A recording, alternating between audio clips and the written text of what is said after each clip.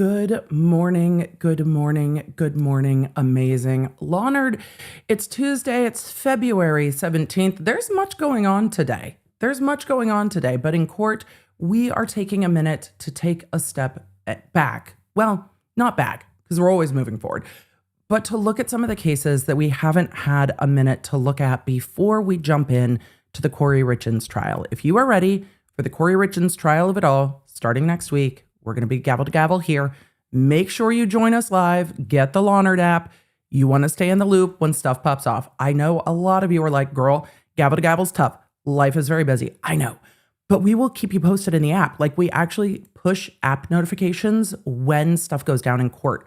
So when you are interested in a trial and you want to see like when are they starting the opening statements, actually, not like all the preamble, when is Emily starting streaming, like actually, blah, blah, blah, then we can let you know.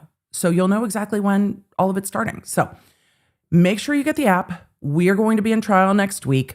And with it starting next week, we are going to be in court day to day and all the rest of it. I see you guys in the chat. That's so weird. That should not be the case. Let me double check, because that should not be the case at all. Law nerds, I see you. A, the app notification went out. B, some of you were saying that you were getting ads before you came in to the stream. They're not turned on. They're not turned on at all. So that shouldn't have happened. But we'll take a look and see if it was an error. A lot of you did. That's weird, because that shouldn't happen. I know that they are rolling out all kinds of ads on live streams. We don't turn those on. So that's very strange. So we'll double check in the back end and see what happened. It might have gotten accidentally turned on when we were populating the stream or something, but that's weird. Because a lot of you were saying that you did. That's never happened before. I don't love that. All right. Well, we will double check, because that's strange, because we always have it turned off. You can turn on all kinds of stuff on YouTube. We always have it toggled off. That is weird. All right. Well, sorry. We'll figure it out, because that's not what we do at all. So, Law nerds, thank you for letting me know. Look, the chat will always let us know if something's going on. And today we've got lots to chat about, but the Law nerds will let us know. So for the replay crew, it's all been sorted. Isn't it nice? It's all been sorted for you. So thank y'all. We'll figure it out. That's strange. That's strange, because we never turn that on. How odd. All right, we'll figure it out. Law nerds, don't worry. We have like less than a week before trial and we'll get it sorted. So good to see you. Let me know where you're coming in from, what you're drinking. We'll get it handled. I've got homemade cappuccino. We've got coffee. So thanks, everybody. Ippy Fluffy in the chat said, slight bit of turbulence. Yeah, so weird. But we see you. We will take care of it. So let's see. We will figure it out. We're not going to figure it out right now because I'm streaming, but we will take a look at it. That shouldn't be happening. That is not the intended experience. We've seen you in the chat. Thank you for letting us know. You guys are the best. We always know first when something goes wonky, so I appreciate it. But you can see me, you can hear me, I can see where you're coming in from. We've got lots to talk about today. Are you exhausted? Is anyone else today just like, whoo, buddy? It was a lot. How many of you caught the podcast yesterday? For those of you that caught the podcast yesterday, you know that the weekend was kind of a roller coaster. We had so much going on. February is great because it's G's birthday and we've got Valentine's Day, but it's like a lot of things at once. And then my goal has been to take the news cycle and like put up a giant wall around it for y'all, and then like just share exactly what's happening and like be the wall or hold the door or whatever analogy you want to use. because it's wild. It's energy sucking. I think I referred to it in group chat with team friends, that it was like a suckhole of information that got a visceral response, but it is such a wild, like, event horizon black hole of information. And so my goal has been to just synthesize down the facts, weed out all the BS, and then tell you what we know. And then leave all of the speculation that might not get anywhere to the side. That's been my goal. But the amount of information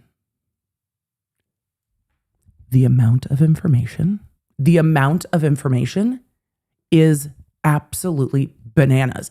And the thing is, a lot of it is just not information. A lot of it is just BS nonsense. But trying to piece through it reminds me of why I do things the way I do here and with y'all. B, all the things that I hate about high profile stories when there aren't any easy answers. And it reminds me how much energy and mindfulness it takes to actually find what's real. And that's hard, especially when life is busy and it's not your job. Like, this is my job. I'm just like, can my job be watching the Olympics? I chose this job. I picked it, and I get to pick the stories I cover. And I'm still like, this is wild. So it feels so frustrating because I really wish that it was easier to just be like, these are the things that are known today. And there is not more than that.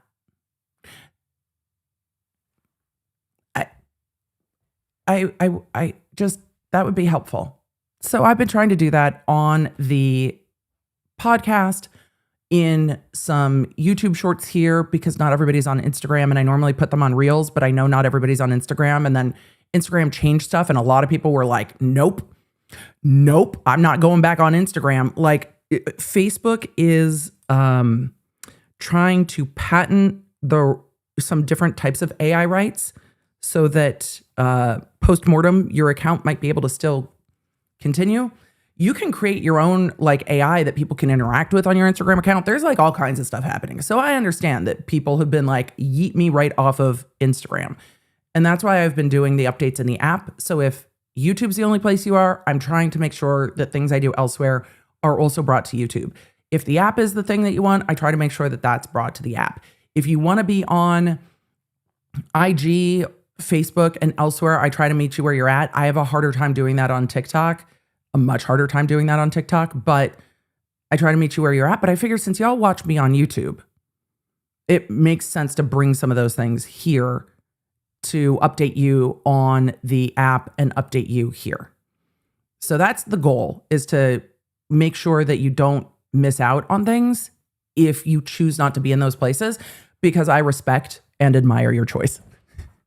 I want to make it easier for you to make the choices that are right for you without feeling like I'm going to miss something. I don't want you to feel like you're going to miss anything. I want to just keep you in the loop. So that's what we're doing. We will talk another day about, we will have a whole like tech day stream probably after trial, because there's a lot going on in the world of tech and lawsuits and what's rolling out and the Roblox lawsuits and all the other things. We will do a tech day, but it's going to have to be later. Today, I really want to talk about updates in the TikTok psychic case. If you do not know this case, if you're newer here or you haven't seen updates on the TikTok psychic case, if Spicy Emily is your favorite Emily, the TikTok case is for you. And then we have updates in the Teppy case, which all of a sudden no one's talking about. Like, what is going on there anyway? I don't know. You can't find information on anything else. We have a quick update on the Teppy case and Michael McKee going back to court. And then, of course, we have updates on RonRon. Ooh, you messed up, RonRon. RonRon, you messed up. You messed up. You messed up, RonRon. You messed messed up, man. For those of you who are like, who's RonRon? Don't worry. Don't worry. Don't worry. We'll tell you exactly who RonRon is if you don't recognize this attorney, because girl, what you doing? But we got to start with the TikTok psychic. Well, we're going to start with the Teppy case. Let's do that. And then we'll go to the other updates. Their update on the Corey Richins case, just so we are all on the same page. The jury has been selected. The court, because of course we know that Judge M is a king, the court is still starting opening statements on Monday, February 23rd. Emily, couldn't they just zoom it faster? Why can't we just zoom it faster? Well, the prosecution would have spent quite a lot of time staggering their witnesses out and subpoenaing them for those days. So bumping case forward a week would have really fucked all that up, and they would have had to re-subpoena like literally everybody, which really would have caused a lot of problems. The court told them even if they were done sooner, he wouldn't bump it forward when they set that much time for jury selection. And I imagine all of the attorneys are like, we have things we can do to make trial go faster. However, we might have a court hearing with some of the rest of the pretrial motions, which are all under seal. We might have an updated hearing on Thursday. I'm trying to find out if that is a public hearing. And if it is, we will bump stream back later in the day and go to that hearing on Thursday together as we get ready for the Corey Richins case. So we'll just have to wait and see. But we have a jury, we have a trial, we just have to wait a little bit. So we should roll the intro. Haven't done that yet. Been chatting with y'all. We should roll the intro and we should just follow up on these cases, because once we start the Corey Richins case, I'm not going to be able to update on the TikTok case as quickly. You guys, I still don't think that, hey there, I interrupted myself. I'm still not sure the TikToker is going to show up for this trial. I'm still not sure this is going to happen. I'm not confident. Hey there, I'm lawyer and legal analyst Emily D. Baker, and this is your go-to destination for live court coverage. I break down the law, the strategy, and the evidence in real time, so you know what's happening. No law degree required. So join the law nerds in the chat. They're here for the facts, not and let's get to court. All right, I told you guys we were going to do an update on the Michael McKee prosecution, the Teppy case. I have been keeping an eye on it over and over and over again, and there has been nothing on the docket. So what's happening in the Teppy case? Well, Michael McKee was indicted. He has his attorney. He's been extradited. He appeared in court for arraignment, and they set their first court date. They set their first court date for April 16th, 2026. So don't worry, y'all. We'll circle back in April. We'll circle back in April. No idea what's happening in that case. All of a sudden, everybody's like, look, something else is happening. We'll circle back in April. I'm keeping it on my list, but it's not going back to court until then. Same with the Reiner case. Have you heard a peep about the Reiner case? A crumb. Have you heard anything about the Reiner case? Zero about the Reiner case.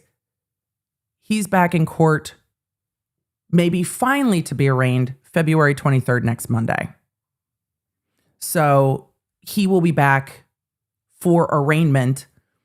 Remember, we watched the arraignment and the McKee case together. The arraignment's going to be, do you waive formal reading of the complaint? Are we setting dates? Do you have discovery? 10 minutes. That's a normal arraignment. That'll be back on the 23rd. I know there is nothing there. It is so hard to find other information. So I went and looked at all those cases. I was like, what's going on? So that's what's going on. We're going to go to the TikTok psychic case first. Have you heard of this case? First of all, if you have not heard of the case, for those of you that have not been following the TikTok psychic case with me, put a 1 in the chat. Just put a 1 in the chat if you have not been following this case, because it will let me know how much background to give as we go forward. Because there's a lot of you that haven't. Okay, good. I love this. Oh, chat, I love it. Okay, so you haven't heard about it. You haven't heard about it yet. All right, chat. Let's give a summary.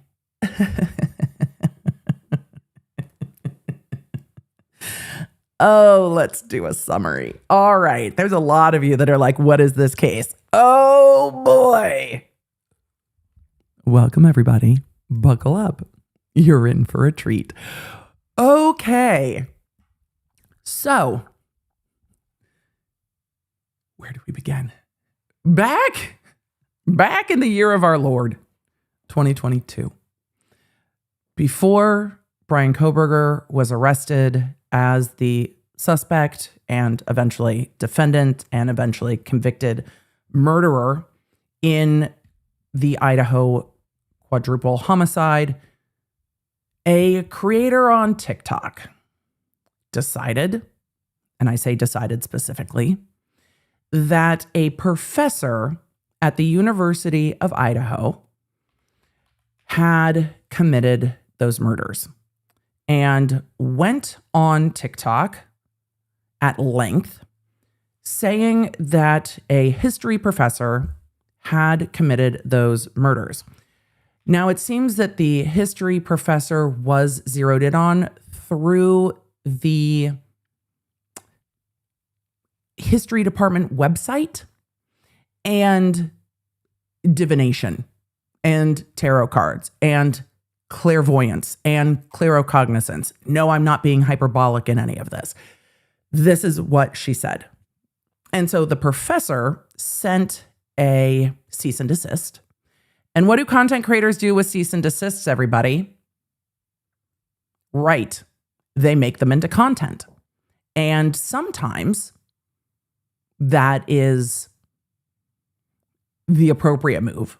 Oftentimes, it's not. So she pretended it was toilet paper and ignored 2 cease and desists. The professor then sued the TikTok creator, who I call the TikTok psychic. She said that she was a spiritual witness to the crime, and therefore the things that she said, and yes, I am not making this up, and therefore the things that she said were fact. So her ass got sued.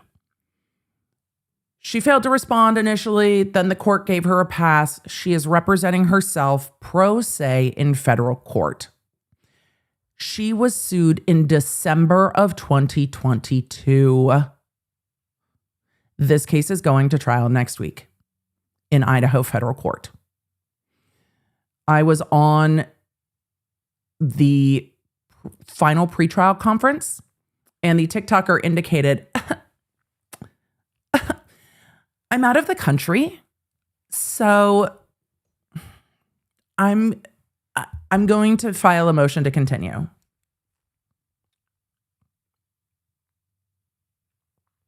Oh, you are? So interesting.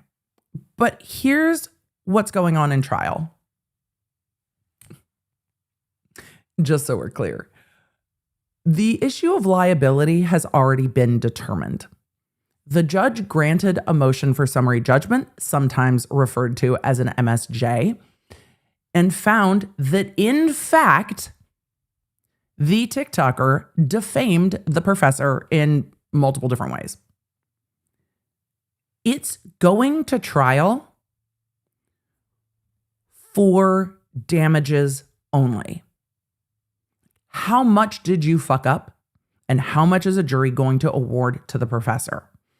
In Idaho, for this charge, because this is a civil case, punitive damages have to be approved by the court. Guess what punitive damages were awarded? They were awarded. So they had to They had to apply to the court and say, will you allow us to seek punitive damages, punitive punishment damages, fuck you damages, you suck, don't do this again damages. Like, damages. So the court allowed the professor to seek punitive damages in addition to actual damages. Actual damages being the cost of additional security, therapy, security systems, if she needed to move because she had been doxxed so much. Like, some of those things can go into actual damages. Punitive damages are, excuse me, we don't do that. They're the fuck you damages. The jury gets to decide how much money says fuck you. That's what punitive damages are. So the jury gets to decide how egregious this is. And as we get into the TikToker's motions today, you will get the vibes. The court has repeatedly said, we are not relitigating the issues. You are liable for defamation. She has been found liable for defamation. We're not relitigating the issues. This is only about damages. So the argument really is, Professor, I have these damages. This is how this upended my life. TikToker, nuh-uh. TikToker, that's cap. Or not cap? I don't remember which one is which. So that's the argument. Professor, I've been damaged. TikToker, nuh-uh.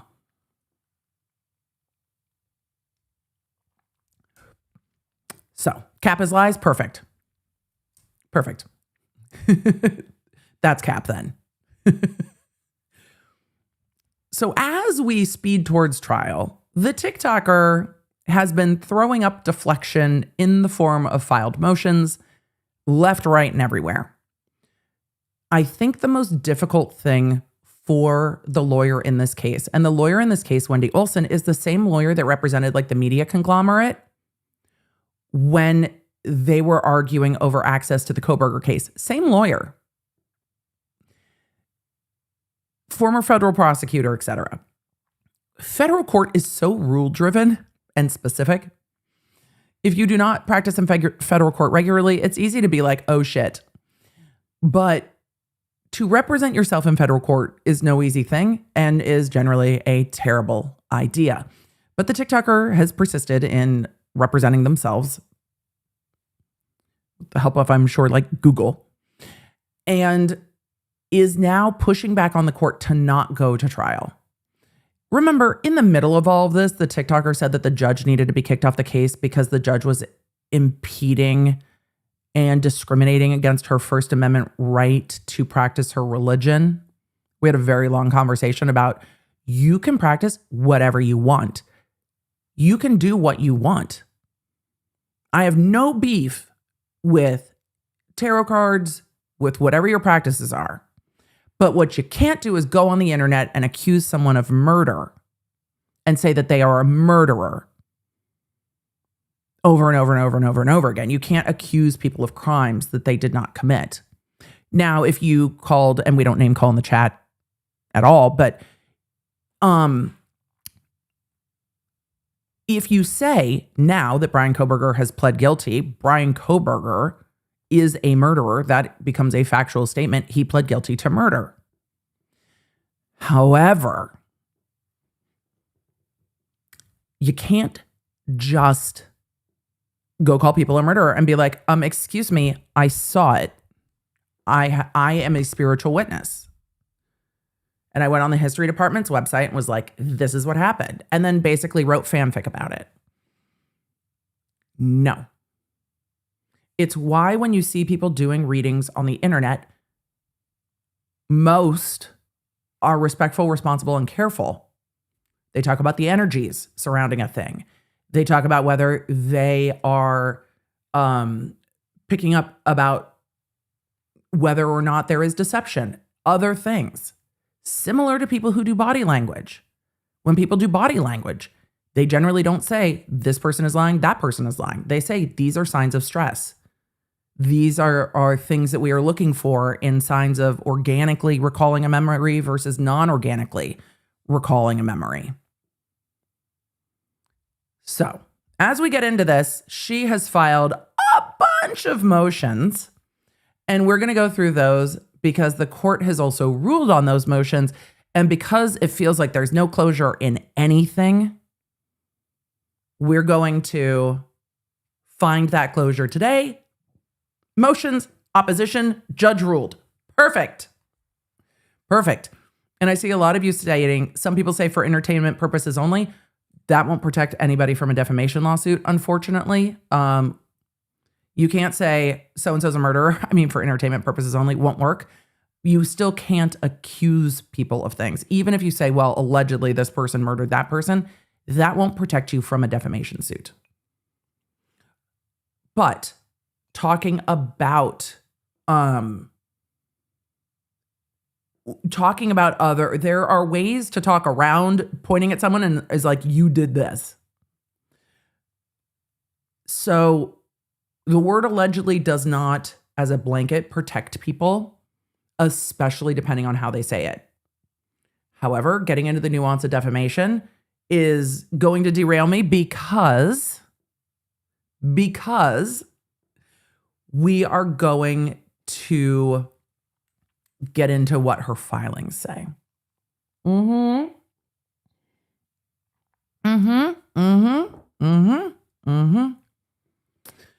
All right.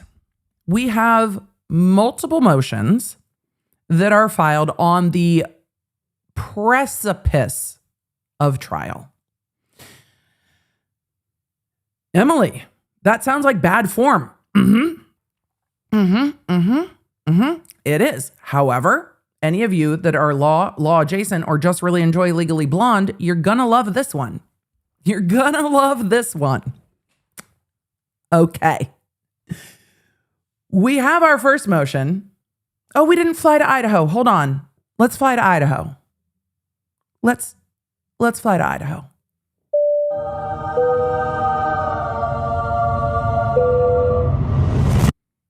I don't want to not fly to Idaho. This is the defendant's motion to dismiss under Rule 12b-1, not 12b-6, 12b-1, for lack of subject matter jurisdiction. Look, Daryl Brooks, this is not how this works. This continues to not be how this works. This is not how that works. This is like your third day of law school. Did subject matter jurisdiction exist in this case? Gray Space said it in the chat immediately. Not again. Yeah, this is like the third time. This is like the third time that subject matter jurisdiction has come up. Yeah. Filed February 5th.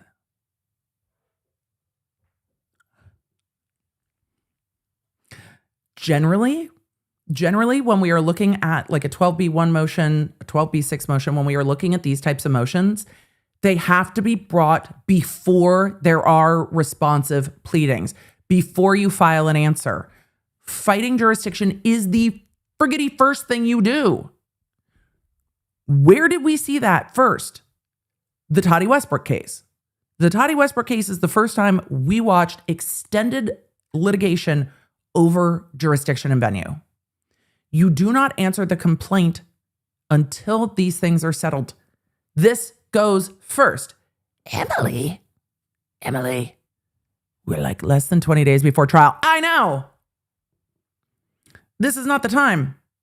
Inappropriate. Yeet. Too late. No. 9.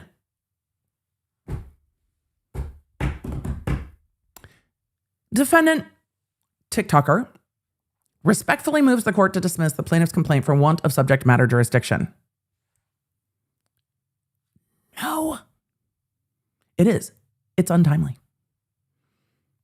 And unless the TikToker can also time travel and go back to before this was ever answered, it's untimely.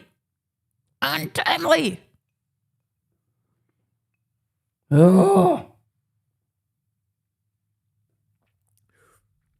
But let's continue.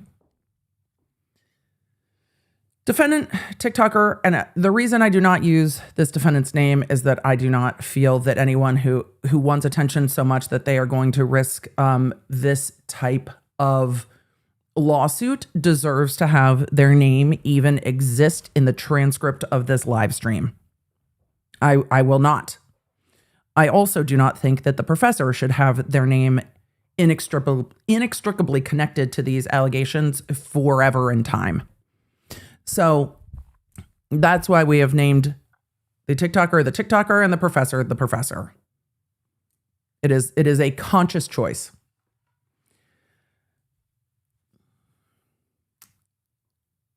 TikToker says that the plaintiff filed the complaint for 2 defamation claims against TikToker in the U.S. District Court for Idaho, December 21st, 2022, alleging diversity jurisdiction.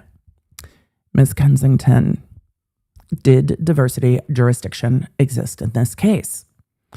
Chat, did diversity jurisdiction exist in this case? Yes. Why did diversity jurisdiction exist in this case, chat? Well, plaintiff is a resident of Idaho. TikToker is a resident of not Idaho. Diverse. They are not from the same jurisdiction. And I don't know where in the world Carmen Sandiego is at the moment, but her domicile is not in Idaho.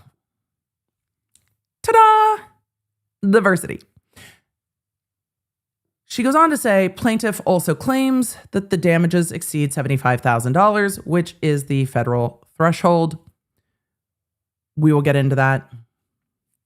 Do not worry. May in the chat said, didn't she waive this already? Yes, in responding to the case. Like this ship sank. This ship didn't even sail. This ship sank when the answer was filed. Like the door slammed shut. When the answer was filed, you do not get to argue over this anymore. This is now like the 3rd time that this has come up. It's been denied twice. So A, it's untimely. B, she took all the actions you take to undercut this argument. And C, it's been ruled on twice. And these are the grounds that she has argued about multiple times. The plaintiff fails to prove the amount in controversy is more than $75,000. In fact, she says, plaintiff hasn't proved any damages at all. What are we going to trial on, chat? Damages. Right. They're going to trial on damages. Also, these were defamation per se claims. She does not have to prove an amount of damages to succeed on a defamation per se claim. Damage is presumed. For those of you that are familiar with this case, if you were on this jury, which you won't be because you know too much about this case, but if you were on this jury, would you give the professor more than $75,000 in punitive damages in this case? She has more than $75,000 in legal fees to bring this case. All of you are like, absolutely right. Do we think she's not going to get to $75,000? No, this isn't a case where the jury's going to be like, and here is $1 for your trouble.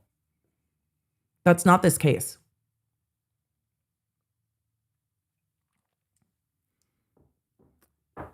But TikToker continues. In fact, plaintiff professor hasn't proved any damages at all. Instead, plaintiff used her friends, other Rebecca, and other Rebecca,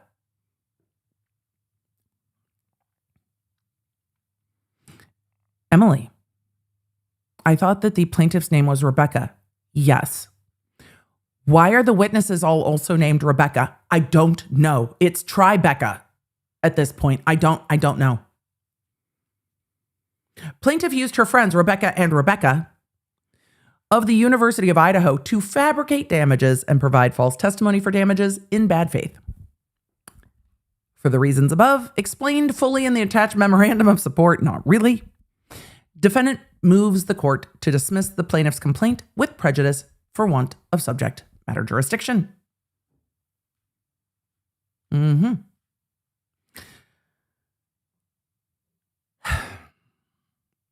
Defendant moves the court to dismiss under 12b1. It is legally certain.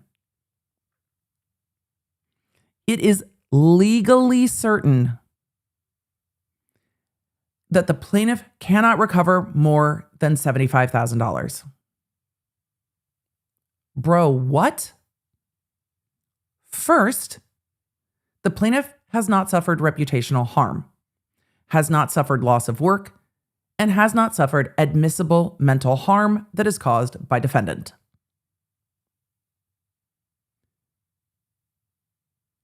You guys, it's legally certain. It's apparently legally certain that the plaintiff cannot recover more than $75,000. Wrong answer.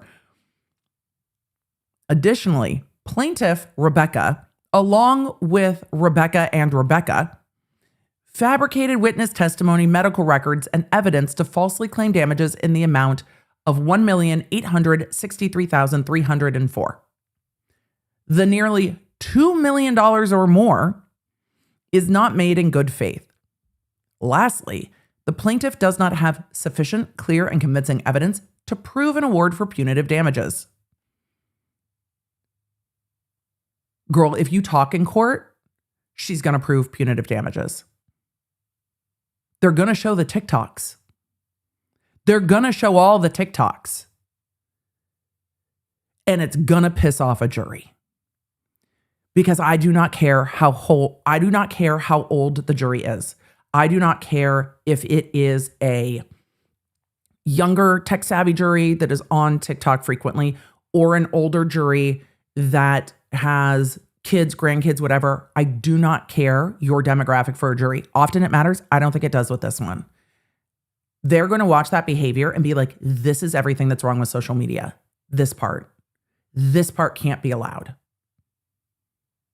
This is everything that we hate about online spaces.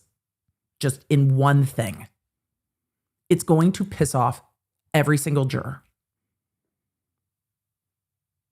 Even if you had content creators on the jury, content creators are going to be like, this is irresponsible and gross. It makes everyone look worse. Stop it. So, all right. Continuing on with that. The Tribecas is hilarious to me. It remains hilarious to me.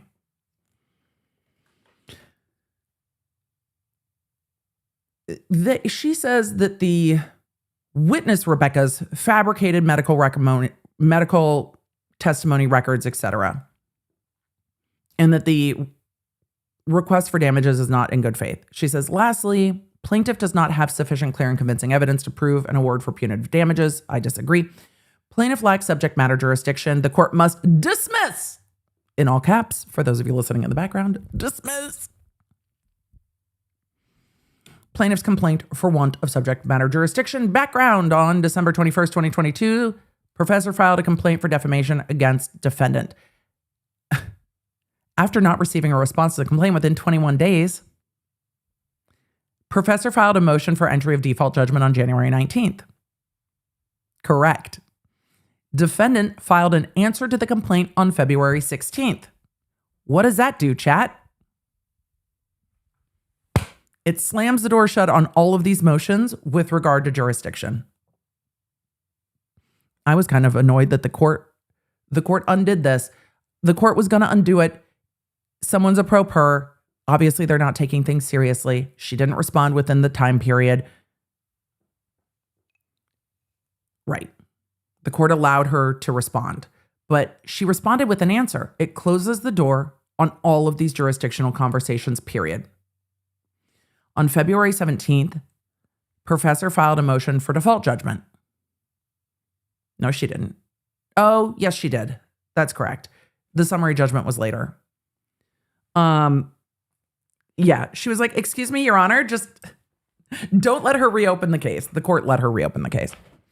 The motion for default judgment sought at least $1.8 million, alleging that the false statements caused professors' promotions, leadership capabilities, and salary increases at the university to be jeopardized. Professor also alleged that TikToker jeopardized her publication of book manuscripts, book chapters, and articles that were pending for review. It'll be interesting to see at trial what happened with those. Look, academia doesn't want the smoke. There are plenty of people in academia. It's highly competitive. They're not going to want that smoke. I imagine that this has made her a little bit untouchable for a substantial period of time. How long is that period of time? At least during the pendency of the Koberger case, he just pled.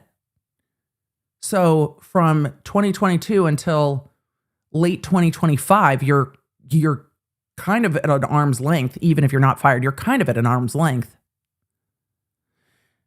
For at least 3 years, how far back does that put your work and your career? And then, because it seems to me that academia is kind of a churn, if new work for you is not coming in, you're not just delayed 3 years, you're delayed 5+ years, because no one's reaching out to you to work on anything with them in that window.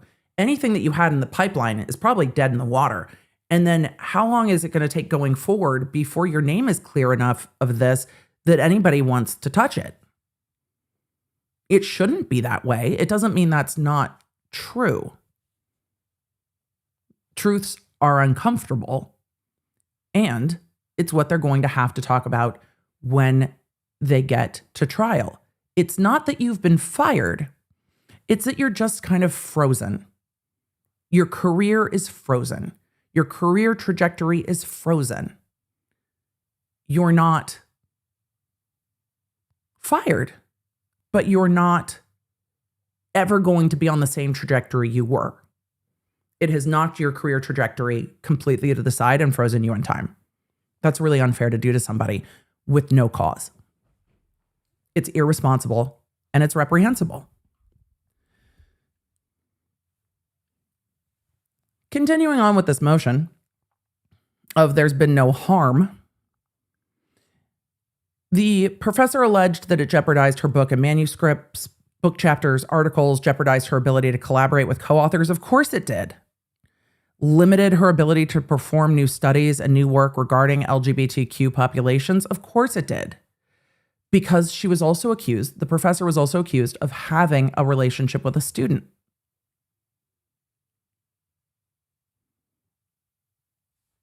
What are you going to do? If no one's, again, frozen in time.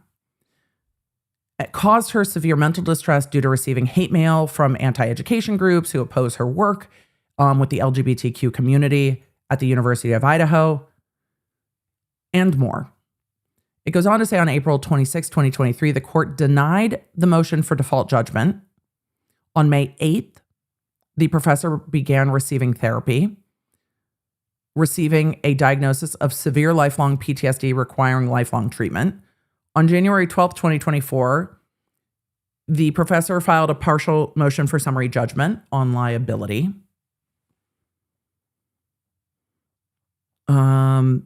And a motion for leave to amend to add punitive damages. The court awarded those. I'm not going through the rest of her retelling tales of woe. She actually truncated it a bit, which is good. On September 2nd, defendant filed a motion to exclude expert testimony. The plaintiff filed a opposition to the motion. The reply was filed September 23rd, 2025. Note this response. Plaintiff filed an opposition September 16th.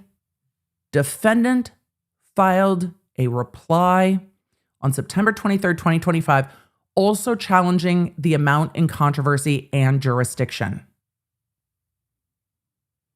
Excuse me. You can't raise new issues in a reply brief for the court to rule on. That's not how that works. It's just dicta. You cannot ask the court to rule on a new issue that you threw into a reply brief.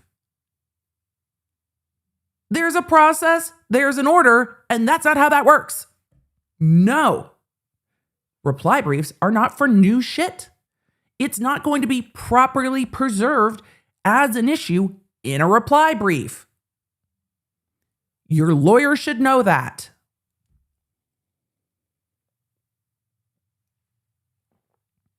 Continuing on January 23rd, the court granted in part and denied in part defendant's motion to exclude the expert testimony of Rebecca's. It was pretty limited. Now before the court is the defendant's 12B1 motion to dismiss for subject matter jurisdiction. I'm not reading the legal standard. I don't want to make you less knowledgeable about the law and reading it either directly quoted or misquoted. We're not going through it. Her argument is that that amounts in bad faith and it can never be supported. She continues to argue that the amount in controversies in bad faith and no damages were suffered. This is the argument. This is what's going to happen at trial if she goes to trial. Professor did not suffer any damages to her personal nor professional reputation. In addition to being supported by the university, she also was supported by Moscow PD, strangers online, social media influencers, and her family. MPD did not believe TikTokers' allegations about Professor's role in the homicides. She was not investigated by the police. YouTubers fundraised for her. I have no idea what they're talking about, but she says YouTubers fundraised for her. I didn't see any of that, and I've been covering this case since it was filed, but whatever. Students at the university and public also gave her $22,000 in financial donations to support her. That might not even cover her legal retainer to bring this case. $22,000 won't cover the beginning of it. She goes on to say there was never any threat to her reputation or finances at all due to the TikTok videos. At the time of the complaint and forward, there's no indication of any threat to reputation. This is argument for trial. The public and academia did not believe in tarot readings, oracle card readings, claircognizance, and TikTokers' ability to discern information using these tools.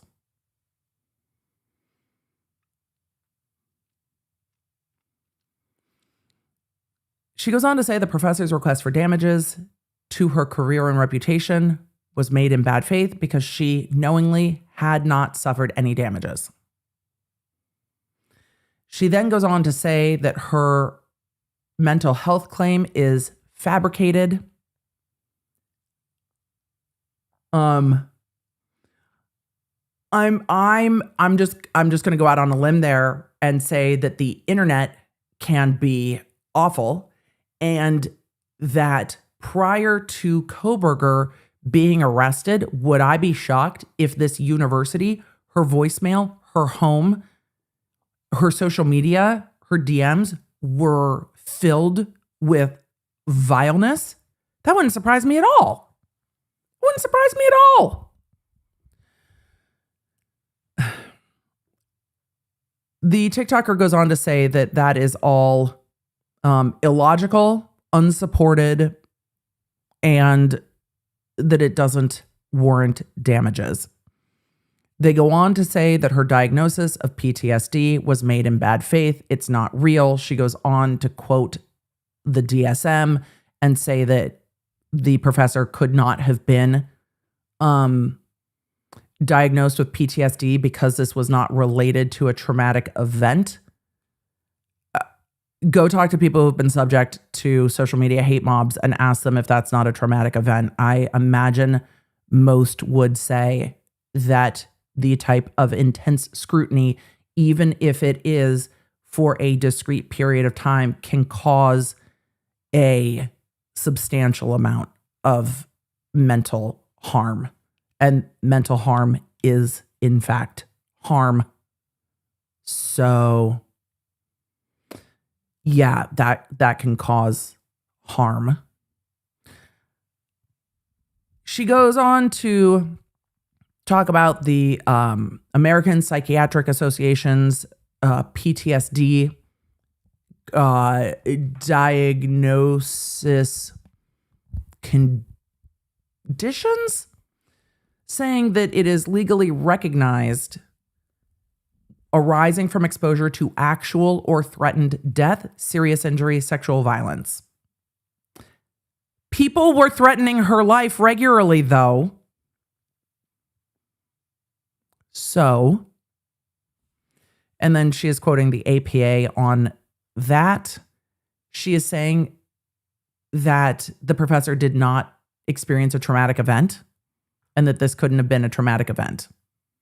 And that is her argument, that it is medically and legally impossible, she says, for professor to get a PTSD diagnosis from defamatory statements. Saren said, wait, is she quoting the APA again, or are we rereading old filings? No. She's copying and pasting from old filings. This is a new filing. She's just repackaging the same arguments in different filings. We got to the DSM-5, though. Who called bingo on DSM-5? We got from the APA back to the DSM-5. And she is saying that defamation is not a traumatic event, and therefore defamation cannot cause PTSD, and that the professor cannot get PTSD from electronic media or TikTok videos. That's an argument for trial. Make that argument at trial. Jammy Mama said, I did. I called bingo.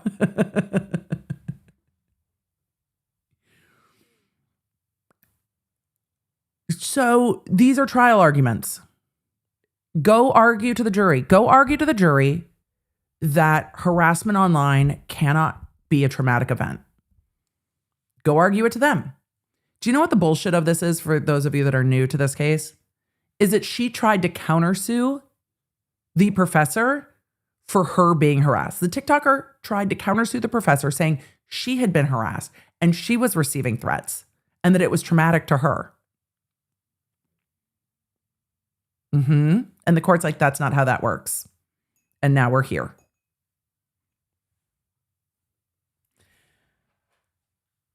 She then goes on and argues that the legal amount in controversy cannot be more than $75,000. Therefore, there's no jurisdiction because all of the damages are bullshit and fabricated and in bad faith, and that there's no evidence of it. These are trial arguments. Go tell it to a jury. Good luck with that. However, where did we get ergo from? This is new. Professor lacks clear and convincing evidence altogether. Ergo, failing this element of a defamation claim. When a motion for summary judgment is granted, the elements have been decided. The elements have been decided. The elements have been decided.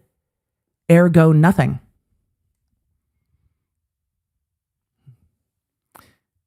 So now they are going through the elements, or she is going through the elements of a defamation claim again. The elements have been decided. She is liable for defamation. That is not ground she can retread. It's legally impossible for Professor to be granted punitive damages because she lacks clear and convincing evidence to prove malice.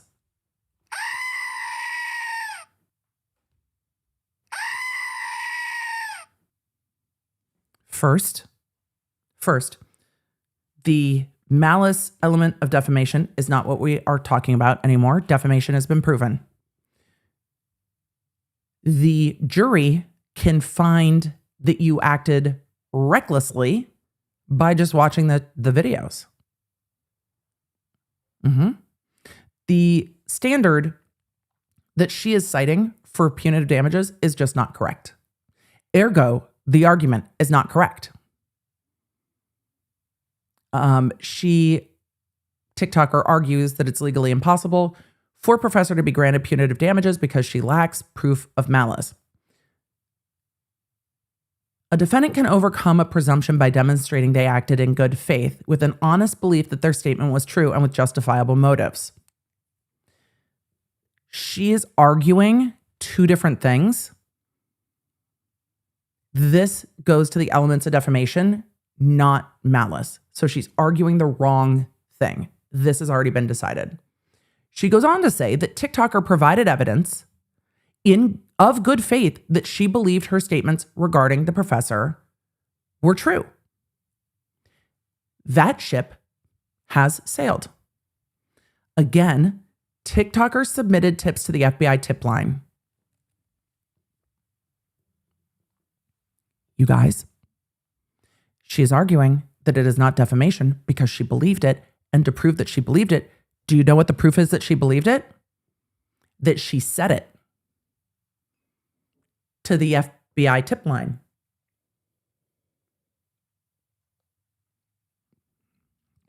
Excuse me, Your Honor. It's true because I said so. It's just an Ipsy-Dixit argument.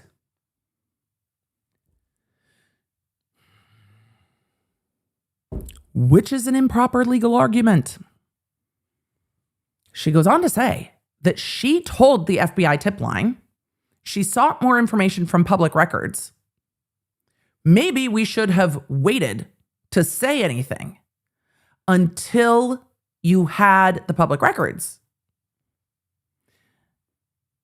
And she sought information from the University of Idaho. Emily, what information is that? She looked at their website and picked somebody from the history department to talk about by name and face. She also provided proof that several of her TikTok tarot and oracle card reading videos regarding the Idaho homicides were substantially true.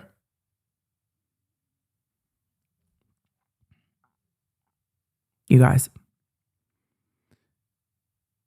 do you remember this filing? Excuse me, Your Honor, I said in my TikTok readings that the victims were scared when they were murdered. And these new filings show that the victims were scared when they were murdered. That's not how that works. Also, remember that this was all submitted, but Your Honor, these are substantially true. This was all submitted after she was found liable for defamation.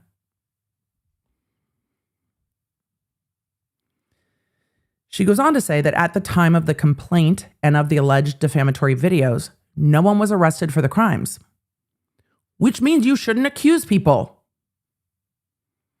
And MPD sought more information from the public. Just providing the information to law enforcement is not going to get you civilly sued for defamation. Most likely. Not legal advice, because technically it can. She goes on to say that she provided that information with an honest belief that the professor was involved in the quadruple homicide.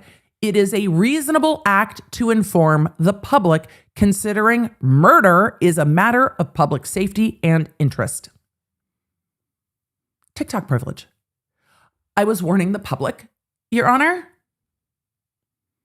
because there was a murderer.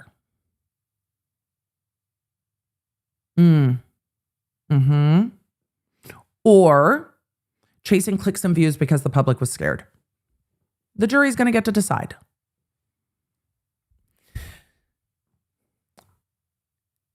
She said that she provided evidence that she acted with good intent and logical reasoning.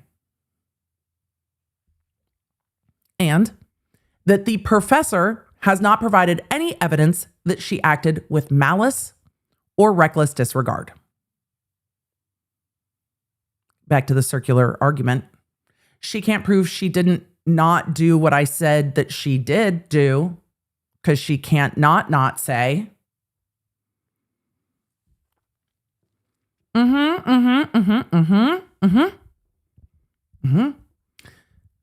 Conclusion. On December 21st, 2022, the plaintiff filed a complaint with 2 claims of defamation against defendant.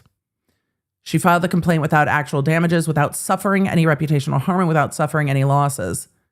She then fabricated a narrative that portrayed her as a victim, later recruiting her colleagues and friends to lie under oath to substantiate her victim narrative with fabricated damages. This should be her closing argument.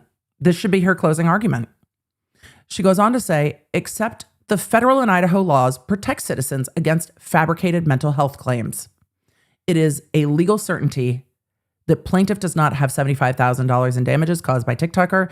It is also certain that professor submitted claims totaling nearly $2 million in damages in bad faith. The court lacks jurisdiction. The court must dismiss. Sure, Jan. That should be the closing. Ladies and gentlemen of the jury, this professor has lied to you. You guys know.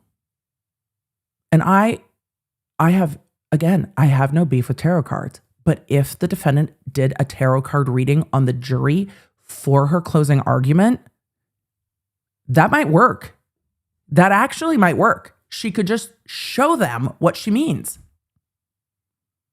You guys, that might work. I'm here for it. Closing argument. Just do a reading for the jury. Can you imagine? Could you imagine? It's argument, Your Honor. I mean, you have to argue facts and evidence. You have to argue facts and evidence. But discussion of tarot cards may be an evidence. I mean, that might be a solid plan. We'll see. That's not the only motion that was filed. Because remember, she filed that the morning of the last hearing. Remember, I streamed late. Emily, which time? Okay, fair point. I was on that call while we were supposed to be streaming, and then streamed afterwards, and we talked about it. So she had filed that morning. And then she filed this after that pretrial conference. Here's her next motion. Here's the next motion, everybody. All right. Defendant's motion for continuance of trial filed February 6th, 2026. Defendant wants a continuance. This motion is supported by the attached memorandum. This motion is rendered moot if defendant's 12B1 motion to dismiss is granted. Thank you. Thank you, Captain Obvious. Thank you. Additionally, this motion for continuance is necessary if docket 117 is denied and an interlocutory appeal is not permitted. Okay.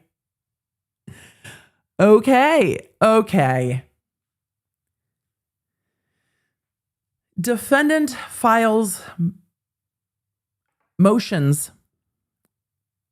Defendant respectfully motions the court for continuance of trial pursuant to Rule 6B and the local rules of court. Defendant needs more time to prepare for trial due to an unexpected witness testimony. The unexpected witness testimony is the properly noticed and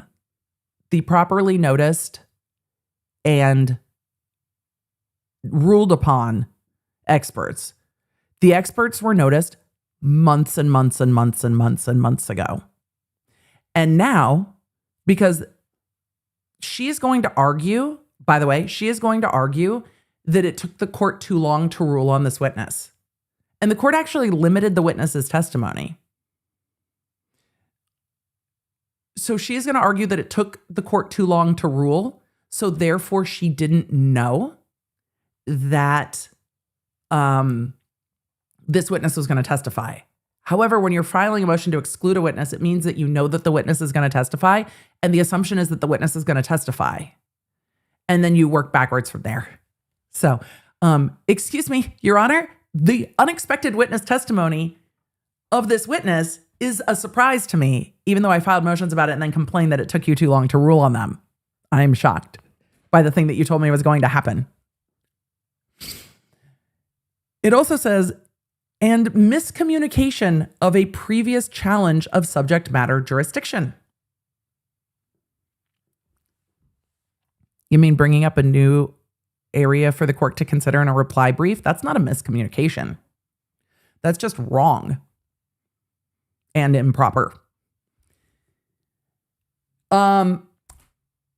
Defendant TikToker also requests time for an interlocutory appeal.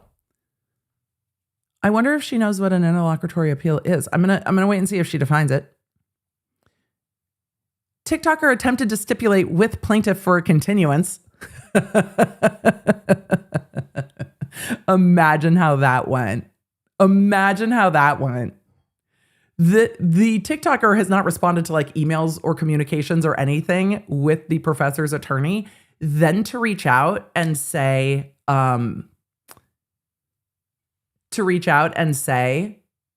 can we continue this? Wait, where's my nope? Nope.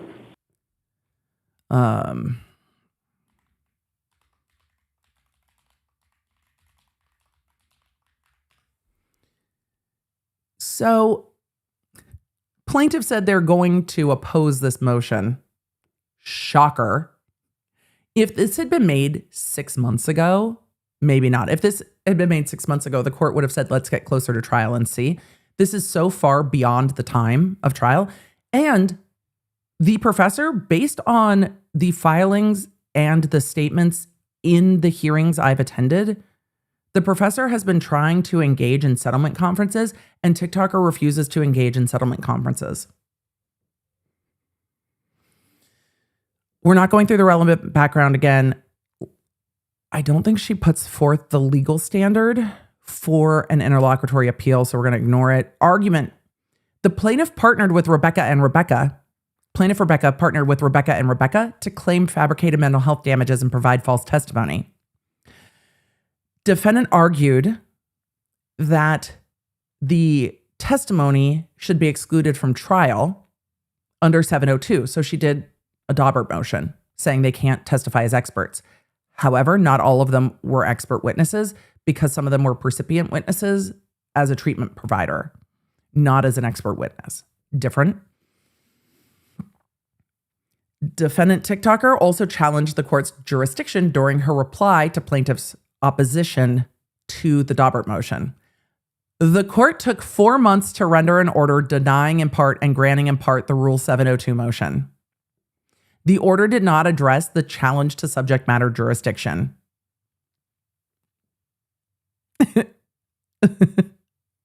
Okay. So it was improper because there are new things in YouTube Studio too.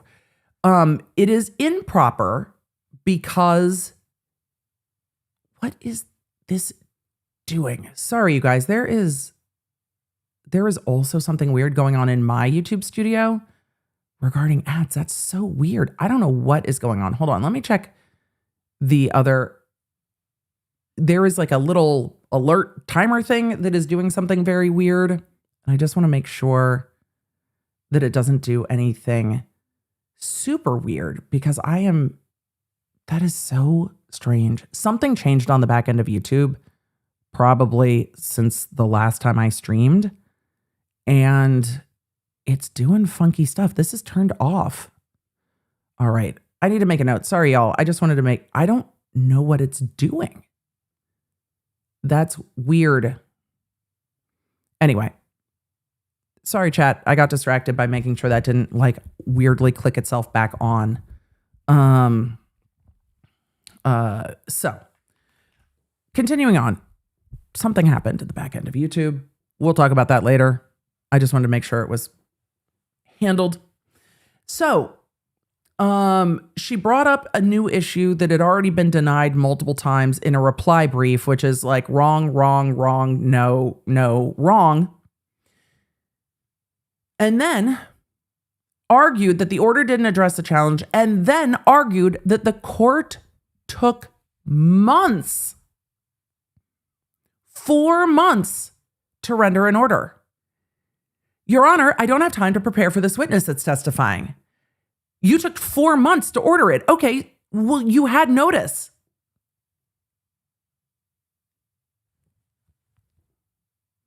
You prepare for the witness to testify, and then if the witness is excluded, you're like, huzzah. Okay.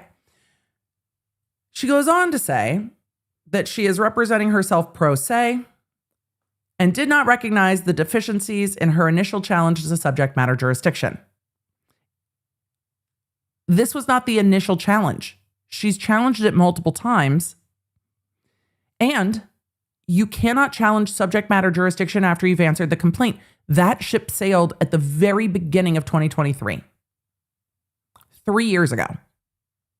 Additionally, TikToker did not expect her exercise of patience, waiting 4 months for the court to order on the motion to exclude, to result in a 12B1 motion to dismiss less than 30 days before trial. The fucking gaslighting.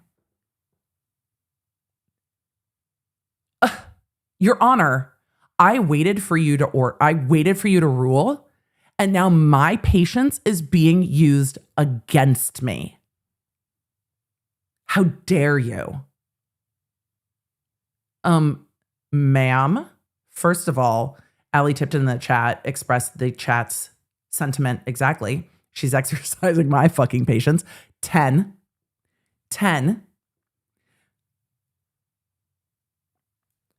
You can file motions that aren't dependent on the ruling you're waiting for in the meantime. Your lawyer can advise you on that. Emily, she's representing herself. I know. However, if you choose to represent yourself, you are held to the same standard as an attorney. That's part of it. And then the court asked for expedited motions, which crunched plaintiff's counsel, right? Because now plaintiff's counsel has to reply to nonsense on an expedited basis because they have to. It goes on to say that she would like the opportunity for an interlocutory appeal if the well-pled motion is denied. This is not how that works. Also, chat, have patience with me. This is not how that works. I am not going to address the interlocutory appeal further, lest I assist in any way, which is the opposite of what I would like to do. That's not how that works. I'm going to leave it at that. That is... Nope. One more. We need one more. Where is it? Survey says. So I'm going to leave the discussion of interlocutory appeal alone. Even if she were to properly file that request, it would not be taken up. This is not the vehicle that she is looking for. Where did we last see an interlocutory appeal? Corey Richins. One of them got taken up and denied, and one of them they denied to take it up. No court is taking up this interlocutory appeal. She didn't even note good cause for continuance. She said, I need a continuance because of reasons. And one of the reasons seeming to be that she waited on the court's motion. She brought a motion that is time barred in a reply and then is complaining that she brought a time barred motion in a comply. I'll tell you why it will be denied. A motion for subject jurisdiction is untimely. The door is closed and that argument can no longer be addressed. It closed when the answer was filed in February 2023. Door is closed. No one is going to take that up on interlocutory appeal. It is a very easy answer. Any law nerd would know. Every law nerd on the internet knows this. 2, the issue raised in a reply is not properly preserved for appeal. 3, if she is going to try to appeal the denial of a continuance, she has not stated any good cause for continuance. She has not stated any grounds for continuance. The only thing she said about continuance is A, the court took too long to render an order reducing part of the expert testimony, and she said she does not have time to prepare for the unexpected testimony. It cannot be unexpected if you were waiting 4 months for the court to rule on it. That means you've had, at a minimum, 4 months of notice. And I know that she's had more than 6 months of notice because there were deadlines for the experts to be filed. So she had adequate notice. There is no grounds for continuance. There is no good cause for continuance. And no one is taking this up on interlocutory appeal if she were to actually ask for it properly, which is just not going to happen. So, no. Then the indignities don't stop. Don't stop, make it. Emily, are we really singing TikTok? Yeah, it seems appropriate. TikTok on the clock. Yep. Kesha changed the lyrics and everything. I know. Love.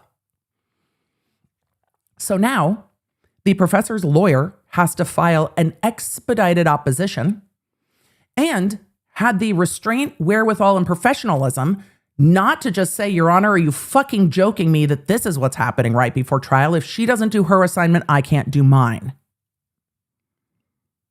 Or, excuse me, Your Honor, everything she just said is bullshit. The restraint that this would have taken to actually file a professional response. February 9th, memorandum in opposition to defendant's Rule 12b1 motion to dismiss for want of subject matter jurisdiction. Defendant asked the court for a third time to dismiss the claims for lack of subject matter jurisdiction, as it did the first two times, and then has the filing numbers. So this is actually technically the fourth time because she brought it up in the reply. These are the two times she brought it up in motions. She also brought it up in docket 104 in the reply. So this is technically the fourth time she's complained about this. Two times done untimely, but at least in their own motions. As it did the first two times, the court should deny the motion to dismiss because the allegation of damages in her complaint was made in good faith, because TikToker attempts again to argue the merits of the damages, because TikToker again fails to show a legal certainty that a claim is really for less than the jurisdictional amount. Argument. Federal courts have original jurisdiction over cases where complete diversity exists between parties and an amount in controversy exceeds $75,000. Period.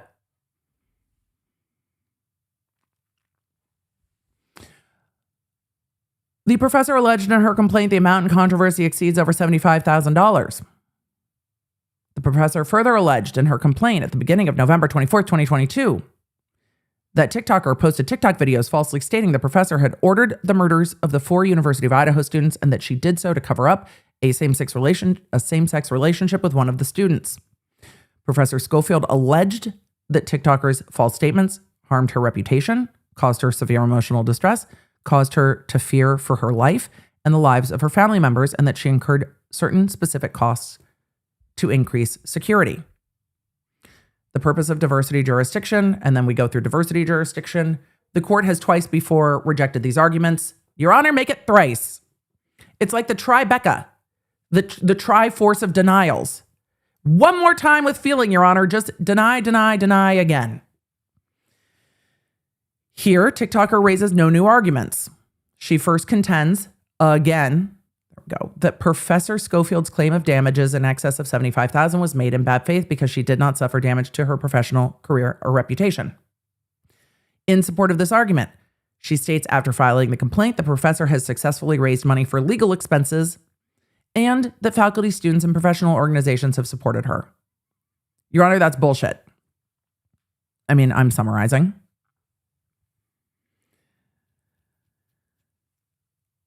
TikToker next contends that professor's mental health damages set out in her motion for default judgment was fabricated and that her diagnosis of PTSD is fabricated. She argues that it's impossible for the professor to suffer PTSD as a result of defamatory statements. These arguments, too, go to the merits of the damages. TikToker is free to contest the evidence showing the extent of emotional harm she caused the professor and to argue that the evidence is inadequate to prove that the professor has PTSD or any other diagnosable mental health conditions as a result of the defamatory TikToks, but that does not provide a basis for the court to dismiss it. That's literally what is for trial. That's literally what is for trial. Here, defendant's TikTok videos accuse plaintiff of not only having an improper relationship with a student, but then masterminding the murder of 4 students to keep that relationship a secret. Plaintiff alleges that the videos are defamatory and that she suffered actual injuries in her life, career, and mental health as a result. Without weighing in on the merits of these claims, she's quoting the court. She's quoting the court from a prior court hearing. Sorry, I didn't read the quote. That's on me. Quoting the court's orders. Without weighing in on the merits of these claims, it is not unreasonable that the plaintiff seek damages to compensate her for these alleged injuries, nor is it inconceivable Thank you, Your Honor. Nor is it inconceivable that such damages exceed $75,000, depending on the nature and extent of those alleged injuries. That the parties dispute the facts informing these aspects of plaintiff's case are not resolved here, but instead must be determined by a trier of fact based on the evidence. Go to trial. This is for trial. This is all for trial. The professor continues to argue this is for trial and that she is trying to relitigate the merits, that that's improper. She cites case law regarding that and the rules of evidence. We're not going to go through the rest of it. I agree with the professor. This is wild.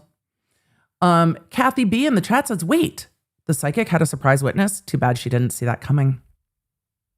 Isn't it though? Isn't it though? One of the very first hearings in this case, the court asked the TikToker a question, and the TikToker's response was, I didn't see that question coming, verbatim. And I have never been so happy to be on mute because I could not stifle the very loud laugh when she actually said, I didn't see that question coming. I was like, what are you doing?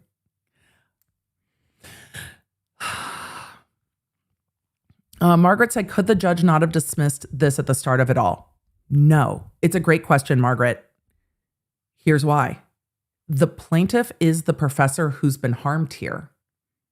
She is suing the TikToker because the TikToker was told multiple times this is defamatory, stop, and didn't stop. If the court dismisses it, it further harms the party seeking redress for the harm, the plaintiff. So you can't dismiss it. The TikToker didn't bring this action. The TikToker is not going after the professor in the court of law. She went after the professor in the court of public opinion and on social media. So dismissing it just harms the professor. And this case was, the liability finding was made early on. They're not trying to decide if defamation happened. The court said defamation happened. They're now just trying to get to damages. And that's what's going to trial, damages. So no, it is frustrating, but no, what else is the professor to do? And I think it's a fair conversation. What do you do? What do you do if you're the professor? Because the jury is most likely going to award damages here. And then you start the whole second part of the litigation, which is trying to recover them. I think the professor will be awarded damages. The jury will get to decide how much. But then this chapter closes. The book is not complete. You then have to continue on to the whole second half of trying to recover damages. And that becomes incredibly difficult. So we have gone from late November 2022 to February 2026. Damn it, the liability was ruled on fairly early in summary judgment. There was almost no discovery in this case, and it's still just getting to trial. Years of litigation to get to the jury giving her money and then starting the entire unfortunate process of trying to recover damages. It sucks. And I feel for the professor because this system of law harkens back to a time where reputational damage was much more discreet because it could be more pervasive within an insular community, but it didn't have international pickup the way it does. And trying to navigate harm done online versus the legal remedies is tough. It's a tough thing. Law moves slow. Are you ready to see what the court said? Are you ready? Oh, shit. No, Emily, you can't jump ahead. Okay, we need to look at the continuance real quick because the professor replied separately to that one. And then there's the professor's opposition to the continuance is separate. We're going to kind of skim through that. Then there's a reply. Then we get to the ruling. All right, we're almost there, chat. We're almost there. What is going on today? The tech is being weird. All right. Let's get to this opposition on the motion to continue.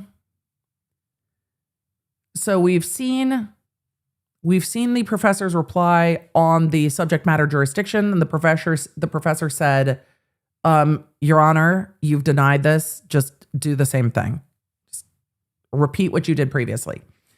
We're on docket 122, filed February 9th. Memorandum in opposition of defendant's motion for continuance. We're going to kind of skim through this one. Defendant TikToker asked the court to continue the trial set to begin a mere 18 days after she filed the motion. She does so on the grounds that she needs more time to prepare for a trial set 6 months earlier, on the grounds that she needs more time to prepare to examine a witness she has known about for more than 2 years. Honestly, I forgot how long ago the expert disclosures were, so I'm glad to look at the reply or the opposition. I forgot that those expert disclosures were 2 years ago. Oh boy. 2 years ago. On the grounds that she mistakenly filed her meritless third motion to dismiss for lack of subject matter jurisdiction later than required. It was required before she replied to the lawsuit. The court should reject the last-ditch attempt to further delay these proceedings. The professor brought her claims more than 3 years ago. She has withstood TikTokers' repeated attempts to delay the proceedings through repetitive motions to dismiss, motions to reassign the case, motion to reconsider rulings, and other pleadings lacking merit. On August 12, 2025, this court entered an order setting the trial date for February 24, 2026. No grounds exist to continue the trial, particularly at this late stage. Agreed. Agreed. Agreed. Agreed. We are not going to go through the whole background. I think that summary is perfect. Yes. Yes. That. Let's see. Since the court granted the professor's amended motion for summary judgment, allowing for the punitive damages, TikToker has filed 2 motions seeking reassignment of the case, 2 motions for the court to reconsider, alter, or amend summary judgment, and objections to this court's order denying one of her motions to reconsider. Resolution of these motions took a year from the time this court granted the motion for summary judgment. A year. On August 12th, 2025, this court set a trial date for February 24th, 2026, along with various deadlines for pretrial filings. TikToker filed a motion to exclude professor's experts on September 2nd, 2025, and did not make any of the required pretrial disclosures, including witness and exhibit lists or any pretrial pleadings.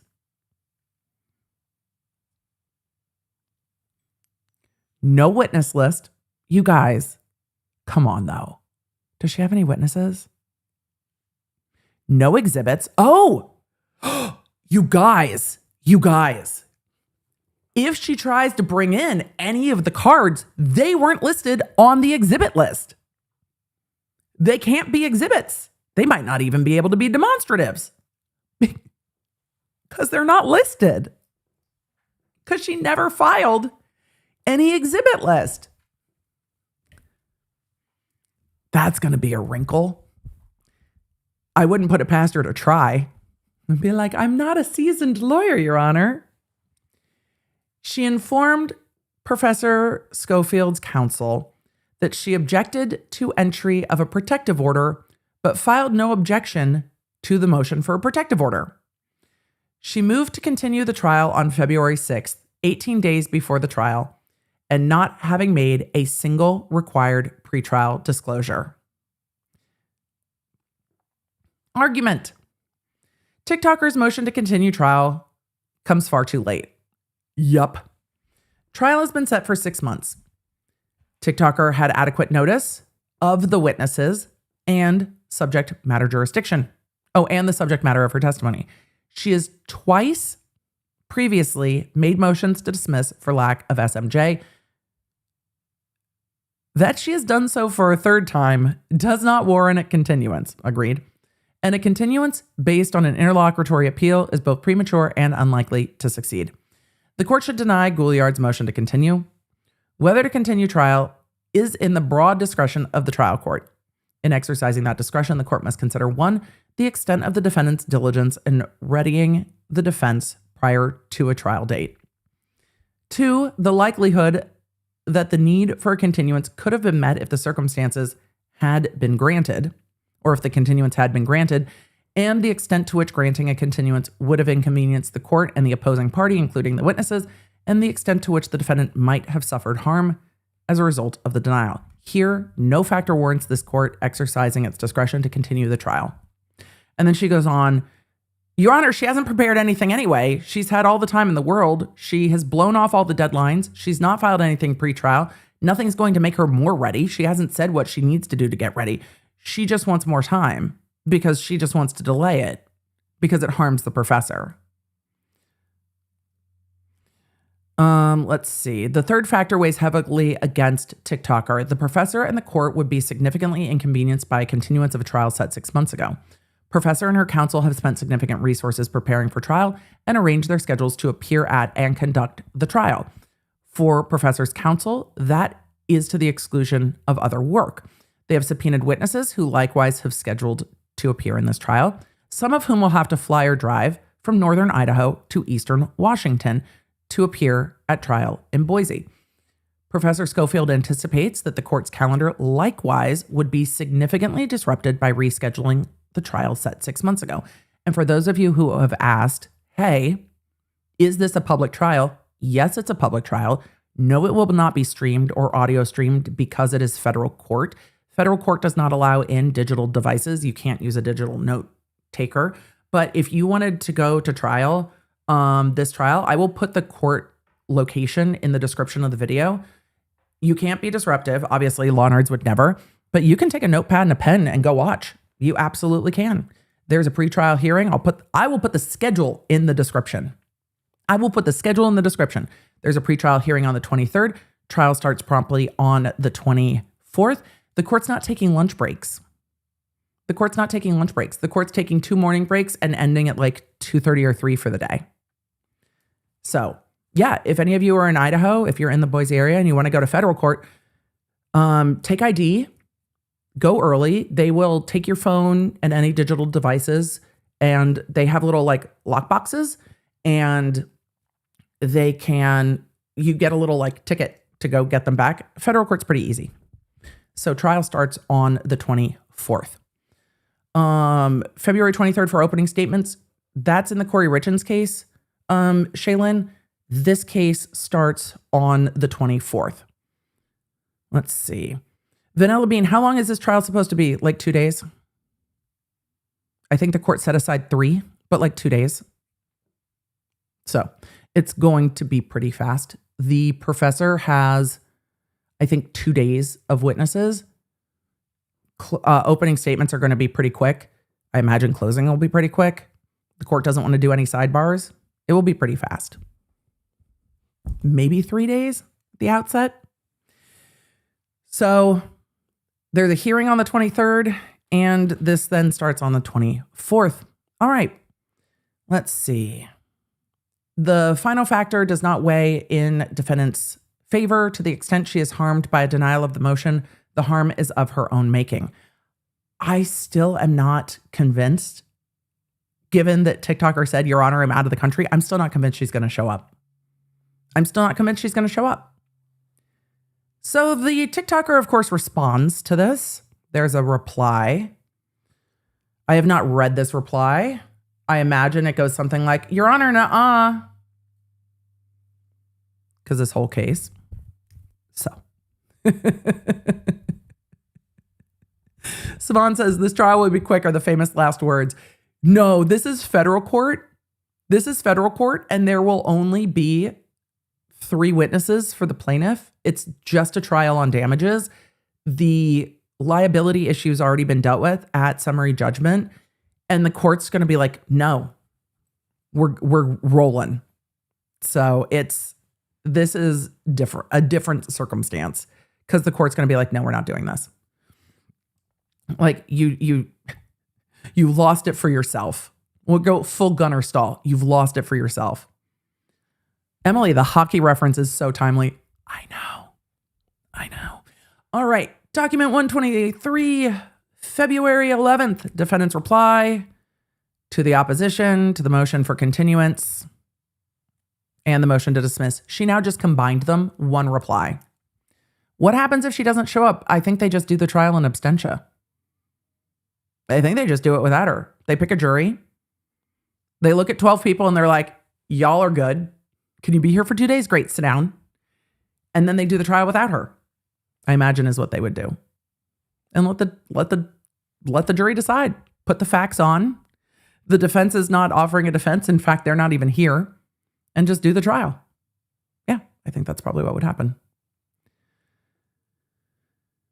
Defendant motioned the court for a continuance and a motion to dismiss for subject matter jurisdiction. Plaintiff opposes. Plaintiff opposes the motion for continuance, alleging that TikToker's motion for a continuance is too late and an attempt to delay the trial without merit. Wait, who said she'd be there in spirit? Oh, a bunch of you said she'll just be there in spirit. Yep. 10 out of 10, chat. 10 out of 10. This is actually an accurate statement of the case. Do y'all think the TikToker is just trying to delay? Seems like Boo Boo doesn't want to go to trial. Plaintiff opposes the motion for continuance, saying that she's just trying to delay the trial without merit and that her motion is too late. Ding, ding, ding, ding, ding.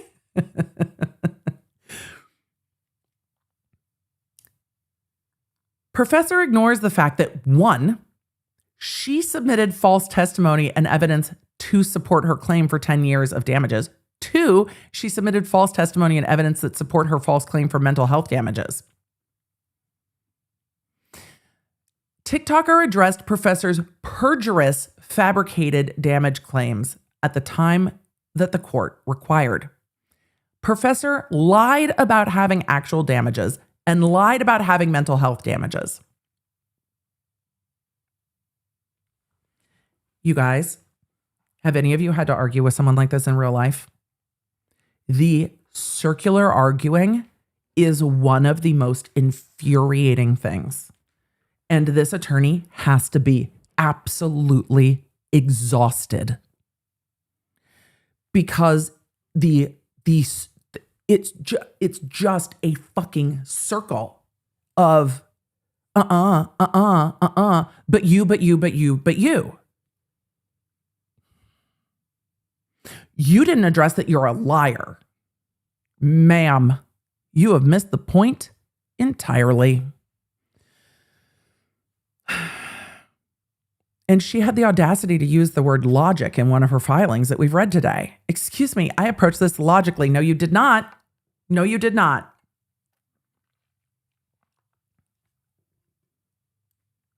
She goes on to say that Schofield lied about having actual damages and lied about having mental health damages, PTSD, due to the TikTok videos because she does not have any damages to support her claim for defamation. It's for the jury to decide. Without false evidence for damages, the court does not have jurisdiction and plaintiff does not have a valid defamation claim.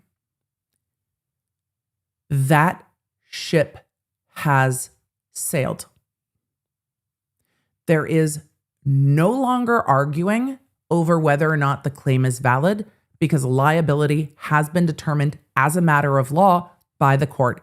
Ergo, that ship has sailed. The shit is out of the horse.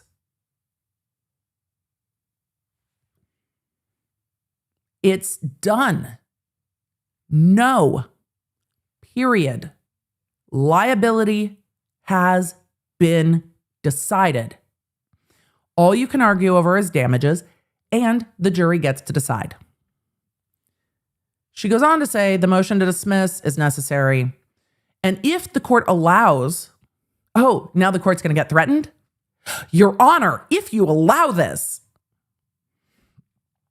if the court allows Professor to use fabricated evidence for mental health damages to be used to determine damages over $75,000 against Idaho law and against laws prohibiting perjury and fraudulent evidence and the 14th Amendment of the U.S. Constitution, it has acted beyond its limited authority. Ergo, who taught her this word?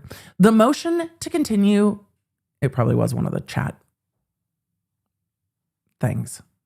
Claude, one of them, ChatGPT, you pick. Ergo, the motion to continue is also necessary so that TikToker may file an interlocutory appeal to prevent the court from acting outside its limited jurisdiction.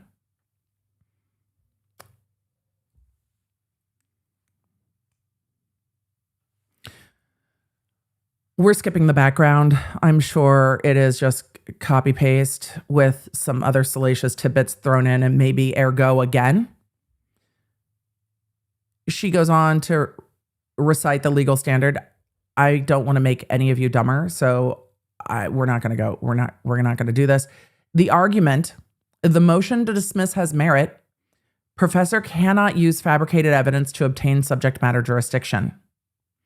And then she copy and pasted her motion, saying that the PTSD is not real and that the cake is a lie. That's a joke. She didn't actually say that.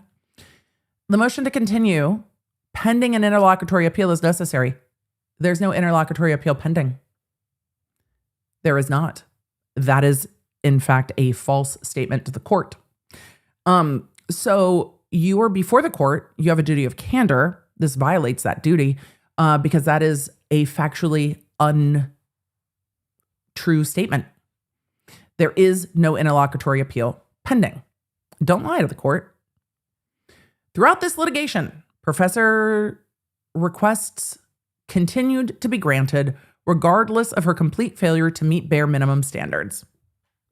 Incorrect.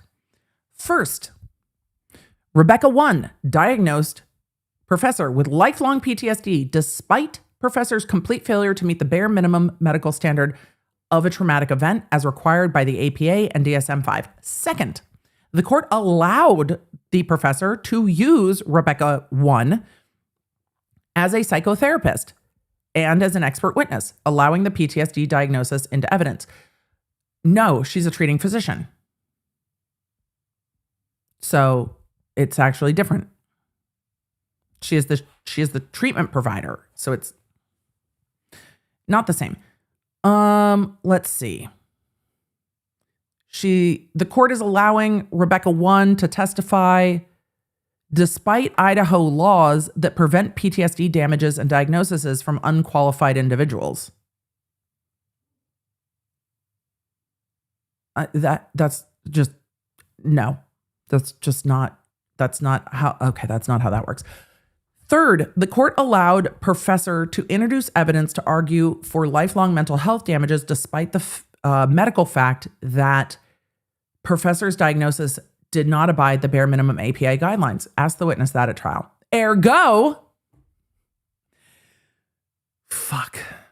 does not meet the requirements of FRE 702. Excuse me, ma'am, you already argued this motion. The court already ruled. Done. Fourth, the court granted Professor's summary judgment for defamation despite Professor's complete failure to provide any evidence that she met element 2 of a defamation claim. Incorrect.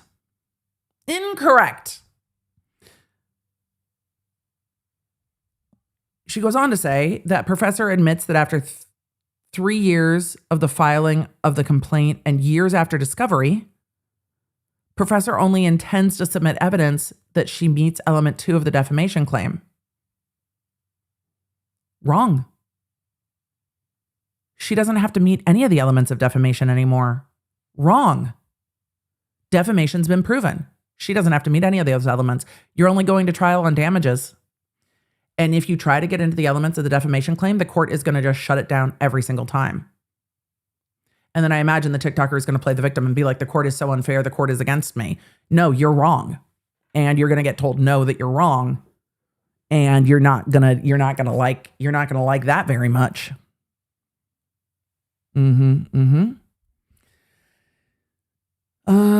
All right.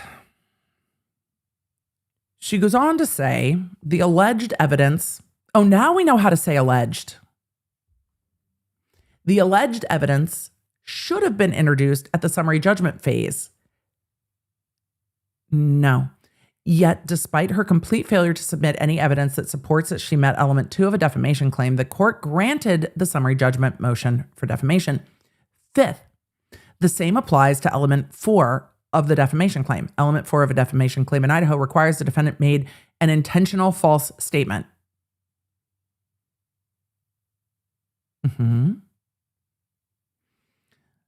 Professor did not provide any evidence that TikToker made an intentional false statement, yet the court granted the motion for summary judgment. We are not litigating the motion for summary judgment. We are not litigating the motion for summary judgment.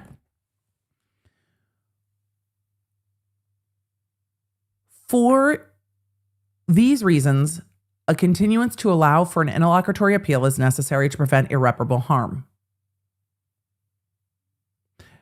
The summary judgment motion was granted like 2+ years ago.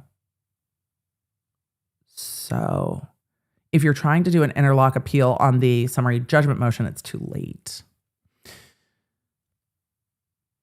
For these reasons, a continuance to allow for an interlocutory appeal is necessary to prevent irreparable harm, correct immediate injustice before a final judgment, and challenge the court's authority to hear the case. Professor is not, all caps, above the law. TikToker is a U.S. citizen that is equally protected by the law and entitled to due process, fair and just legal proceedings, and guaranteed by the 14th Amendment of the U.S. Constitution.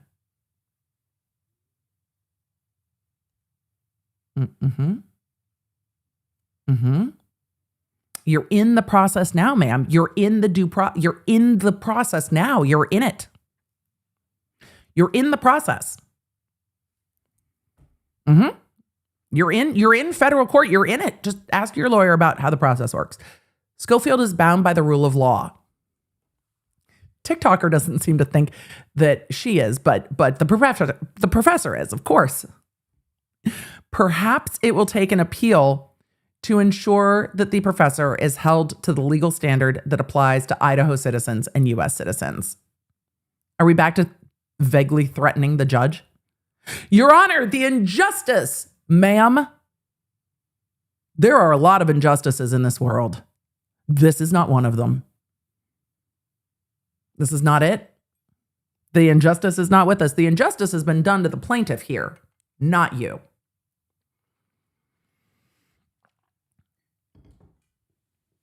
Conclusion. The court doesn't have jurisdiction, blah, blah, blah, blah, blah, deny, deny, deny, deny, blah, blah, blah, ergo, deny, blah, blah, blah. 14th Amendment, blah, blah, deny, deny. Should we see what the court said? Should we see what the court said? It's time. It's time. It is time. It is time to see what the court has to say about all of this. Wait, where did my file go? Hold on. I ended up in the wrong folder. Hold on. Pause, please. We're almost there. We just need a little bit of this. Come here. There's too many filings. This is what happens when we go through an entire motion all at once. All right. Are we ready for the decision in order? Yes, we are. Will the court say ergo in the ruling? Because the most amusing outcome is if at some point the court goes ergo. No. That's the most amusing outcome for me. I'm optimistic. All right. Let's see what the court has to say on the memorandum decision and order regarding the defendant's motion to dismiss and the defendant's motion for a continuance. Before the court are defendants' two motions: motion to dismiss, motion to continue. Because the court conclusively finds that the decisional process would not be significantly aided by oral argument, the motions will be decided on the record without oral argument. The court's like, I do not want to hear anything you have to say. We don't need it. As discussed more fully below, both motions are denied. Shocking. Anyone shocked? Shocking. Background. I will take a look at how the court details the background in this case because I always find it interesting. Background. This case arises out of defendant's publication of numerous TikTok and YouTube videos in late 2022 accusing Plaintiff, a professor at the University of Idaho, of having an extramarital relationship with one of the victims of the November 2022 University of Idaho homicides and orchestrating the murders to conceal that alleged relationship. Plaintiff sent cease and desist letters to defendant, and when defendant refused to retract her statements, plaintiff initiated this action on December 21st, 2022, asserting two claims for defamation. On June 6th, the court granted plaintiff's amended motion for partial summary judgment as to liability, concluding that, quote, there is no genuine dispute as to any material fact that defendant defamed plaintiff. Period. The court also granted plaintiff's leave to seek punitive damages, finding a reasonable likelihood that plaintiff could establish the requisite standard. As a result, liability is no longer at issue. And the only remaining question for trial is the amount of damages, if any, to which plaintiff is entitled. On August 12, 2025, the court set this matter for a 4-day jury trial beginning February 24th, 2026. In advance of trial, defendant filed a motion to exclude plaintiff's expert. On January 23rd, the court granted the motion in part, denied in part, permitting plaintiff's treating mental health provider to testify regarding her treatment and diagnosis and allowing limited testimony from plaintiff's reputational expert. Despite the trial date having been in place for nearly 6 months, and after years of litigation, defendant filed this motion to dismiss on February 5th, 2026, within 1 month of trial and just before the February 5th, 2026 pretrial conference. Yeah, like moments before. In that motion, defendant primarily argues that plaintiff cannot, as a matter of law, establish damages exceeding $75,000, and therefore the diversity jurisdiction element under 28 U.S.C. 1332 is lacking. Defendant also raises two non-jurisdictional arguments. One, that it's impossible for plaintiff to get PTSD from defamatory statements, and two, that punitive damages are not available at trial. The following day, on February 6th, defendant filed a motion to continue. In support, defendant contends that she requires additional time to prepare for trial and that she seeks to pursue an interlocutory appeal if the motion to dismiss is denied, and that, representing herself pro se, she did not anticipate the procedural posture of the case following the court's prior rulings. Tough. Plaintiff opposes both motions. Plaintiff maintains that the court has already recognized on multiple occasions subject matter jurisdiction was properly invoked at the time of the filing. The defendant's arguments improperly conflate the merits of damages with the jurisdictional inquiry, and that defendant's 11th hour motions do not justify dismissal for the delay of the case already pending for more than 3 years. Ergo, this motion is denied. Come on, Your Honor. Ergo, this motion is denied. Your law clerks have to be sick of this defendant. Law clerks. Ergo, this motion is... It's the funniest outcome. You guys, come on. Come on. Can we get just a little what? It'd be funny. It would be funny. It would be appropriate. The restraint to not just clap back is difficult. Because this is unendingly frustrating. Unendingly frustrating. Decision. Defendant's motion to dismiss. Defendant's motion to dismiss advances 3 arguments. First, the defendant contends the true amount in controversy does not exceed $75,000 and therefore the court lacks jurisdiction. Second, defendant challenges the legitimacy of the PTSD diagnosis, arguing that it is medically and legally impossible and cannot support emotional distress damages. Third, defendant asserts that punitive damages are categorically unavailable because, according to her, that's kind of snappy. Because according to her, right, ipsy dixit, plaintiff cannot satisfy the requisite elements as a matter of law. Each of these arguments is without merit. Ergo, the motion is denied. Each of these motions is without merit. You don't say. Her lawyer probably could have told her that before running the motions and failed to. Do you think her guys are just lying to her at this point, or do you think they've abandoned her entirely? The cards are just like, nope. Girl, we don't even want to talk. We don't even know you. We don't even know you. What are you doing? Girl, what are you doing? Stop it. Girl, just stop it. So, continuing on. Each of these arguments is without merit. Defendant's amount in controversy argument fails. The court is pretty direct. Mommy Dupes asked a great question. Mama Dupes says, does she have to pay for each motion she files? No. She has a fee waiver because she is pro se. She has a fee waiver. And so the plaintiff has to pay her lawyer and pay for her motions. The defendant does not have to pay for the motions that she files or the time of her attorney because she is representing herself. And everything's emailed, so she doesn't have to pay for it to be printed or shipped or anything like that. So no, she's just burning legal fees for the other side. Intentionally so is my opinion. All right. The court is pretty direct. Defendant's amount in controversy argument fails, period. Defendant argues that the court lacks diversity jurisdiction because, in her view, plaintiff cannot recover more than $75,000 in damages.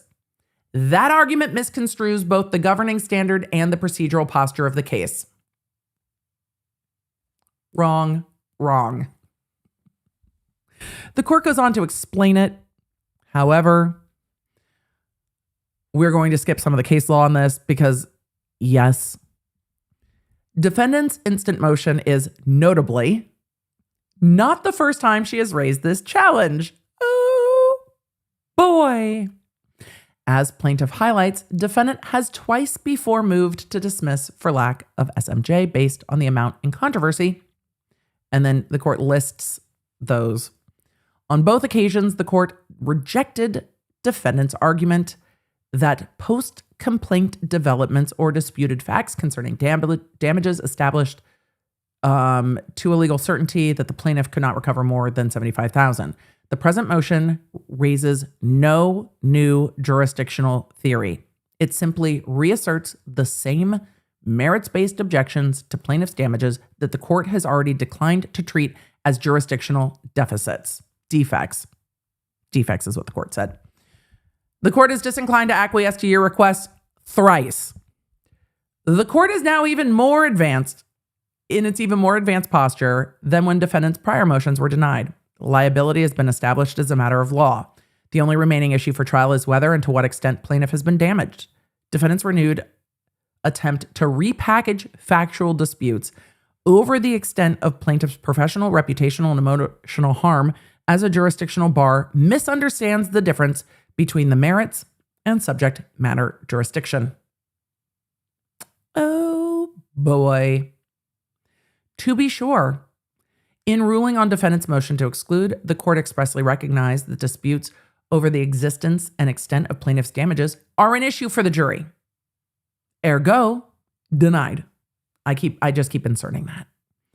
In limiting Rebecca 1's testimony, the court explained that plaintiff remains free to argue reputational harm based on admissible evidence at trial, and that defendant, quote, may attempt to undercut that claim by pointing out how plaintiff's career and reputation remain unscathed, end quote. That is the function for a damages trial. Whether plaintiff has been damaged and in what amount is a factual question for the trier of fact, not a jurisdictional question to be resolved at the eve of trial. At bottom, boots with the fur. I mean, it's got to be the apple bottom jeans, right? I don't know where this legal quirk came from. I don't know the etymology of the at bottom. It seems to be regional, which lawyers use at bottom, which judges use at bottom, and which don't. But every time I look at bottom, all I can think of is apple bottom jeans, boots with the fur. The whole club was looking at her. She hit the floor, she hit the floor, she hit the floor. Should have got low, low. Right? Where did this phrase come from? Why are we using this in our legal filings? And we're putting it on the mixtape. What are we doing with at bottom? Either way, at bottom, defendant asked this court to do what it is already denied to do twice. Weigh competing evidence and determine that plaintiff cannot, as a matter of law or as a matter of legal certainty, recover more than $75,000. The governing standard does not permit such an inquiry. Because plaintiff's damages allegations were not made in bad faith, and because it does not appear to a legal certainty that the claims fall below the jurisdictional threshold, diversity jurisdiction properly exists. Defendant's amount in controversy argument provides no basis for dismissal. Diversity jurisdiction exists in this case. It continues to exist. Defendant's PTSD-related argument fails and is going to offend jurors. It's going to offend jurors. That argument is going to offend people. So good luck. Defendant next argues that plaintiff's PTSD diagnosis is invalid because she says so. No, Emily, that's not what the court says. Is invalid because, in her view, defamation cannot constitute a qualifying traumatic event. Even if taken at face value, this argument does not implicate subject matter jurisdiction. It is instead a challenge to the nature, causation, and extent of plaintiff's alleged emotional damages. Emotional damages. The court says emotional distress damages. I truncated it because Stephen He. These are issues that go squarely to the merits and must be resolved by the jury. And the court has already addressed the issue in the other motions. We are not going to rehash. The court is being forced to rehash. The ruling addresses it. The court cites back to themselves. Literally, per my last email, I said this. No. As the court made clear, per my last order, as the court made clear, the upcoming trial is limited to determining whether plaintiff is entitled to damages and, if so, the amount. The legitimacy of plaintiff's diagnosis, to the extent to which defendant's defamatory statements caused harm, are questions for the jury. Defendant's PTSD-related argument provides no basis for dismissal. Defendant's punitive damage arguments fail. Let's see if the court says anything snappy. The issue's been resolved. You can do it. Period. Defendant argues that punitive damages cannot be awarded because plaintiff cannot prove the required elements by clear and convincing evidence. This argument reflects a misunderstanding about the procedural posture of the case and the governing standards. Punitive damages ultimately require proof by clear and convincing evidence that the defendant's conduct was oppressive, fraudulent, malicious, or outrageous.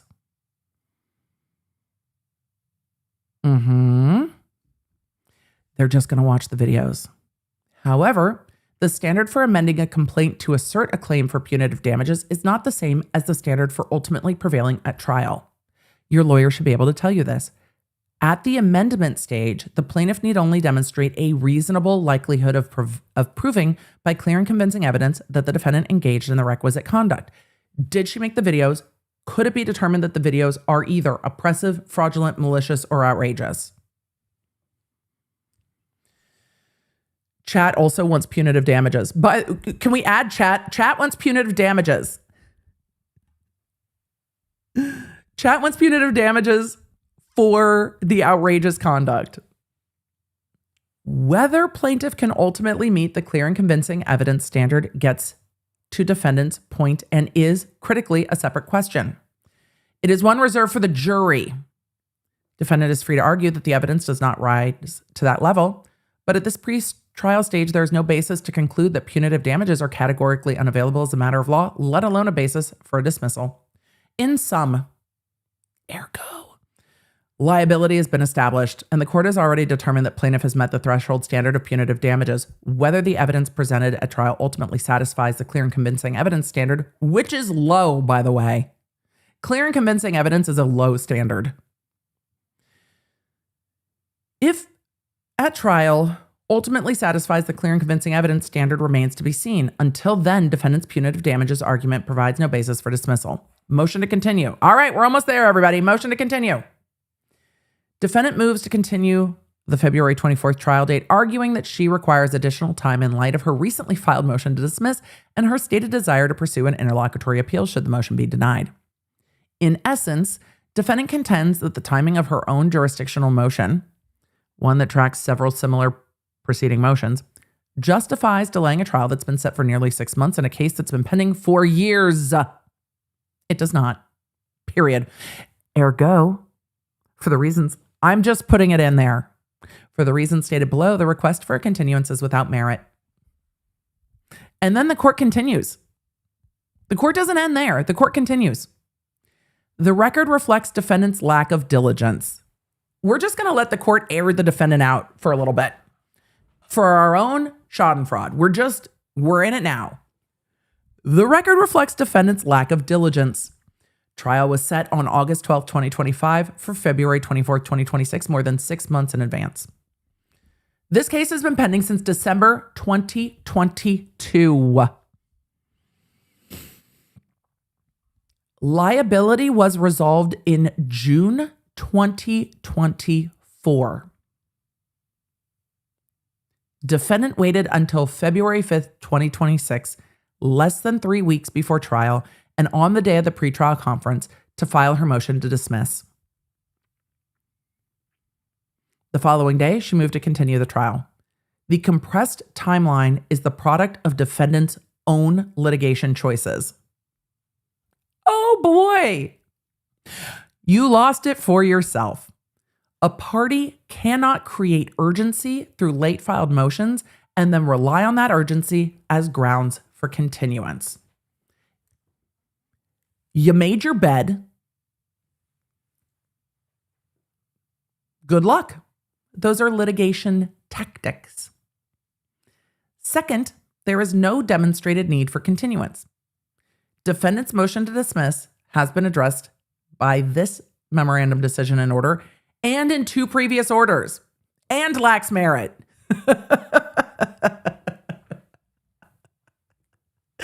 And then. It lacks merit. I've addressed it twice. It lacks merit, and it's been addressed. No. Moreover, many of the arguments raised in the motion concerning the amount of damages, the legitimacy of plaintiff's PTSD diagnosis, and the availability of punitive damages are merits-based arguments that remain available at trial. Defendant's free to cross-examine witnesses, challenge the weight of the evidence, and argue that the plaintiff has not met her burden. A continuance is not required for defendant to present these arguments. Third, the inconvenience to the court, the parties, and witnesses would be substantial. This case has been pending for more than 3 years. Trial has been scheduled for over 6 months, and the court's calendar has been arranged accordingly. Plaintiff and her counsel, some of us have things to do. Defense, some of us have things to do. You might not, but everyone else does. Plaintiff and her counsel have prepared for trial and have coordinated witness appearances. Delaying trial at this late stage, particularly in a case that has already endured extensive motion practice and delay, including resolution of multiple motions. Sorry, the J outside my window is annoyed with what's in my bird feeder. The birds are the bosses around here, and it's just like, what is this? We ran out of the other one. Well, I will fix it today. Delaying trial at this late stage, particularly in a case that has already endured extensive motion practice and delay, including resolution of multiple motions by defendant for reconsideration of this court's order, would disrupt the court's docket and impose unnecessary costs and burdens on the plaintiff and third-party witnesses. Fourth, defendant has not demonstrated cognizable prejudice that would result from proceeding to trial as scheduled. The legal arguments in her motion to dismiss have been addressed above. Her evidentiary arguments concerning damages and everything else are fully available at trial. To the extent defendant claims prejudice, it stems from her own strategic decisions. Literally, you lost it for yourself. To the extent you're mad about what's happening, you did this. To the extent defendant claims prejudice, it stems from her own strategic decisions, not any unforeseen development in the case. In short, ergo. In short, ergo. Trial has been set for many months in this case that has spanned several years. Liability has been resolved. The only issue that remains is damages. Defendant has not shown diligence, necessity, or prejudice sufficient to justify postponement. The motion to continue is therefore denied. Denied. This was denied on February 15th, 2026. Today is February 17th, 2026, and the defendant has not filed an interlocutory appeal. There are no new filings on the docket. So the question remains, will the defendant show up for trial next week? Amy in the chat said, oh my gosh, we actually get to say, see you next Tuesday, ma'am. Yes. However, she has to be in court for an in-person hearing on the 23rd. So I will be keeping an eye on that. I want to know if she's going to show up on the 23rd. My vibes are nah. I'm happy to be surprised, but my vibes are that she's not showing up to court on the 23rd. I'm not convinced. We should ask the psychic pickle. We should ask the mystic pickle. We're going to ask the mystic pickle. Mystic pickle. No, wait, no, shush. What are we doing? No. Mystic pickle, we haven't asked a question yet. We're going to ask the mystic pickle. Why? Because the mystic pickle will tell us, and instead of a magic 8-ball, we have a mystic pickle, because of course we have a mystic pickle. So we're going to ask the mystic pickle, Mystic Pickle, will the TikToker show up in person for her own trial in Idaho? Because her trying to show up somewhere else is possible. Okay. Will the TikToker show up in person, physically, in corporeal form in Boise, Idaho for her trial? I'm not answering that. Don't think you want to hear the answer. The mystic pickle punted. That was a punt. Let's try it a different way. Mystic pickle. Will the TikToker show up in person in Boise and present a defense at her trial? Not a chance. Okay, so she's not going to present a defense. Not a chance on that one. Mystic pickle. Will the TikToker physically show up in Boise, Idaho in time? No, by February 23rd. The mystical bubbles of the brine foresee affirmation. I think the pickle says she's not going to hold a defense, but she may actually show up. Okay. I guess we'll see. No, it's Becky.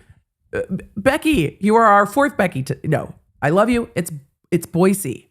It is Boise, like Disney. It's same. Boise, Disney. I know.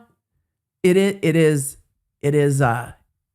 not the ideal pronunciation. It is just the way. It is the way. I try with the Boise, but it's Boise. So Boise, Disney, same. But we'll see if the TikToker shows up. I try very hard. But yes. We will see if she shows up. So the Mystic Pickle has spoken. We'll see what happens. I'm going to keep an eye on it. Are you guys ready to fly back to Los Angeles? We're getting some miles today. Are we ready to go? Are we ready to go back to LA? Are we ready? A number of you have asked, and I'm going to answer again. Can anything happen if she doesn't show up? Yeah, they can still do the trial. Why not? And they might. So what else would happen? I mean, I don't think they're going to be able to. I don't know where she is out of the country. I don't want to know. I'm sure she's posting on social somewhere. I think she got yeeted off of TikTok, but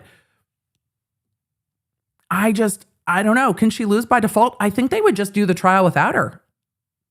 I really do. I think they would do the trial without her. They might be able to issue a contempt order and hold her in contempt and also hold her in contempt, but they can do the trial without her. It's civil.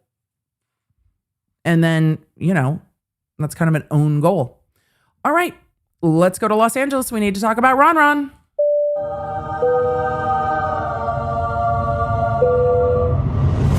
For those of you that are members, we did talk about this motion on Members Only Live.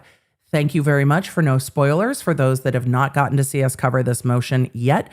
For those of you that do not know who a RonRon is, RonRon is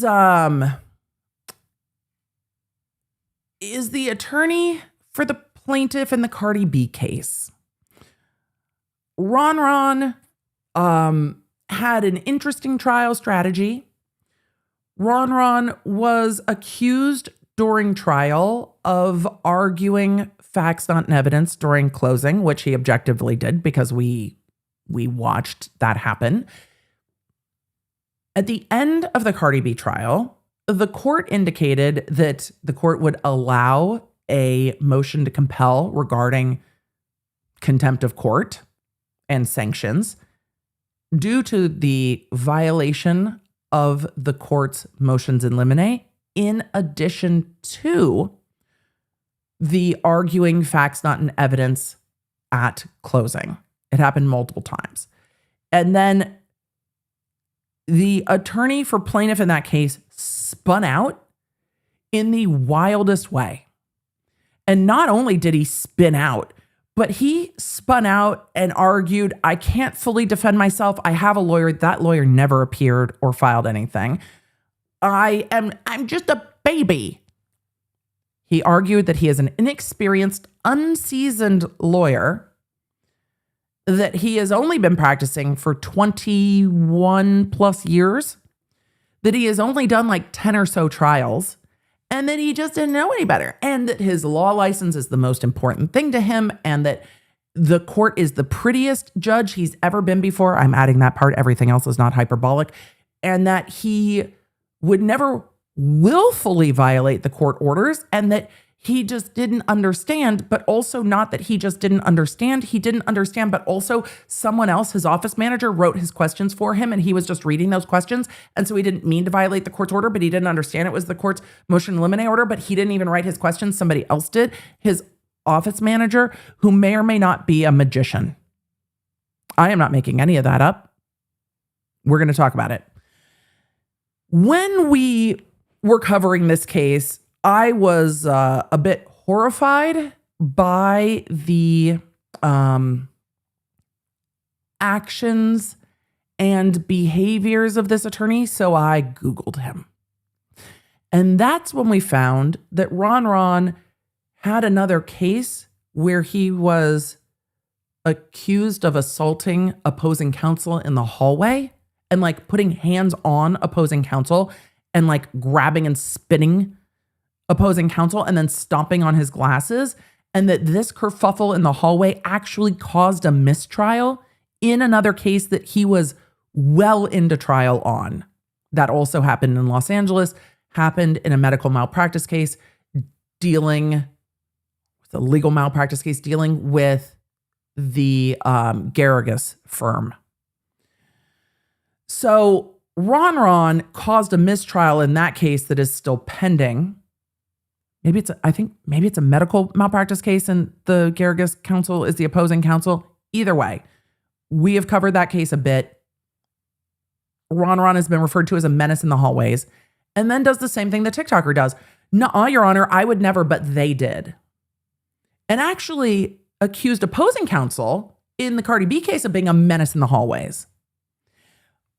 But in the motions we're going to look at today, we learn a little bit more about RonRon being a menace in the hallway. And for those of you who are like, "Emily, a magician, what are you talking about?" We'll get there. So in all of the litigation for this, RonRon was evading service. RonRon was like, "Nope, you can't touch this,"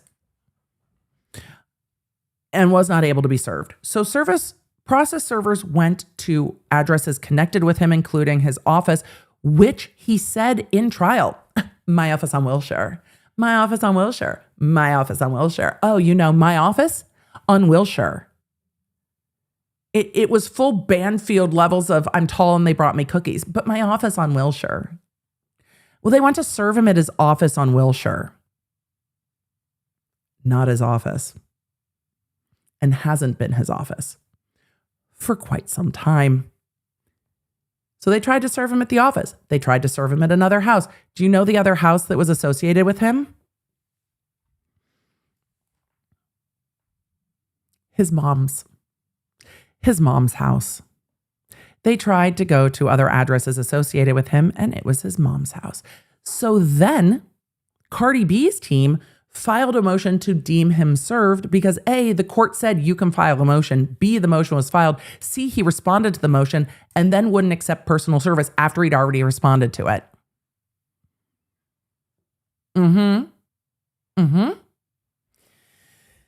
So we are going to go take a look at some of the evasion of service of process because the notes from the process server are funny. That's why we're looking at them. And then we are going to look at the court's order from the very end of last month regarding the contempt. But the evasion of service is hilarious. And so I want to pull that up so we can look at it together. We did some of this on members only.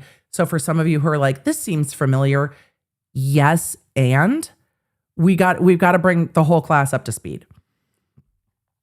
So let me find that real quick because, of course, like last time, I forgot to link this exact motion because I forgot. I was talking to the family yesterday and totally forgot to go link it, but it actually shouldn't take all that long to find it because it is in the notes from the process server. All right. Found it. Look at that. That was fast. You done messed up, RonRon. So in the process for motion for summary judgment, the application was filed for an OSC regarding, not summary judgment, sanctions and contempt. The OSC was filed. The court granted an order to show cause. So the first step is, "Your Honor, you should make this attorney explain why. Tell me why. Tell me why you should not be held in contempt." So that was the first part. Then there was a hearing. This is in the in-between part when the court says, "Yes, you're going to have a hearing. Yes, you, opposing counsel, need to get in here and tell me why you should not be held in contempt. Tell me why. Tell me why you should not be held in contempt." But someone needs to be personally served with that. So in the fight over personal service, RonRon came in and said, "Y'all didn't serve me in time, but I'll just let it go." And the court was like, "Fuck this. Not a chance." And deemed RonRon served because RonRon was like just trying to scoot out. They tried to serve RonRon at court appearances because he had appearances scheduled in other courthouses, Torrance and others. And all of his appearances he was making via court call. So he was not physically in any of the courthouses. So they couldn't physically serve him because he wasn't in the hallways. So what are we looking at? We are looking at the Ex-Parte application for an order regarding service. Your Honor, deem him served. Just deem him served. This is from November 5th, 2025. On October 20th, 2025, the court granted the application of defendant Cardi B for an order directing RonRon, his name's RonRon, counsel for plaintiff to show cause why he should not be sanctioned or held in contempt for trial misconduct. While the court's order to show cause, the OSC, bears an October 20th, 2025 filed stamp, it was not provided to the certified electronic service provider, One Legal, and in turn provided to defendant's counsel until 5:08 p.m. October 27th. So there was a delay. Fair. Nevertheless, defendant promptly sought personal service on RonRon. However, as detailed in the attached, RonRon has willfully evaded personal service and has failed to respond to the request he accept service.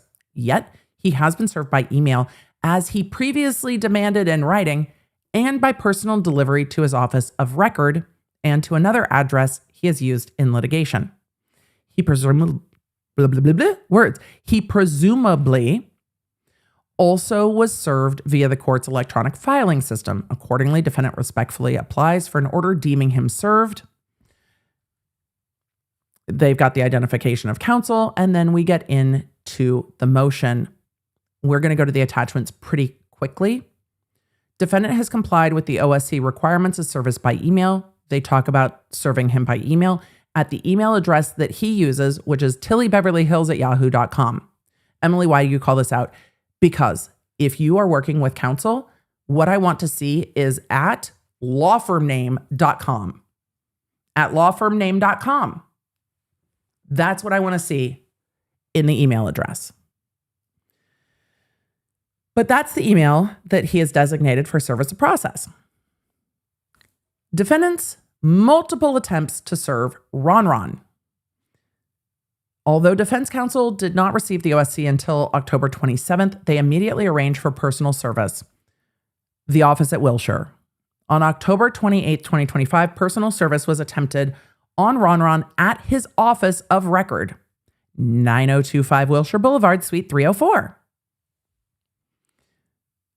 The 9025 Wilshire Boulevard, Suite 304 address is the same address that Mr. RonRon used in his pleadings in this action, listed as his address and email for service in this matter, and maintained as his office address of record with the California State Bar.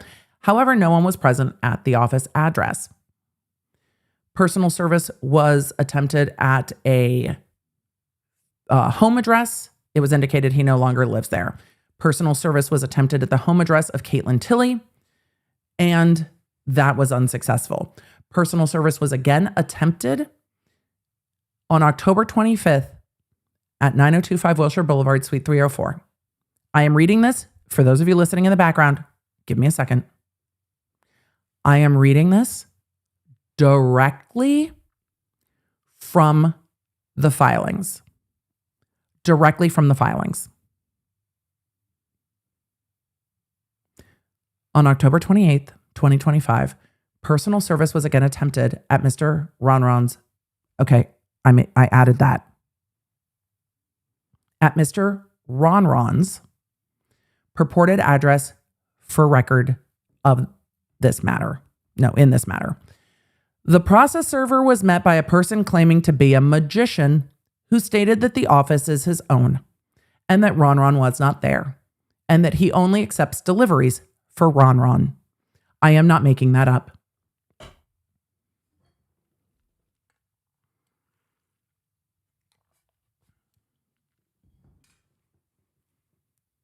The process server was met by a person claiming to be a magician who stated that the office is his own and that RonRon was not there.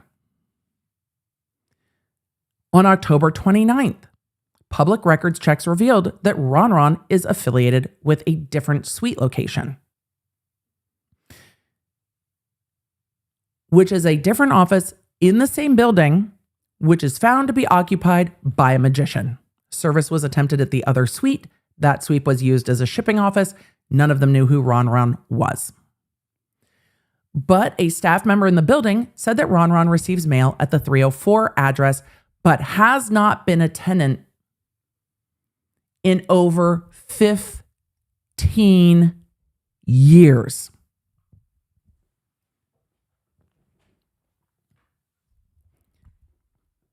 has not been a tenant at that building for 15 years. Emily,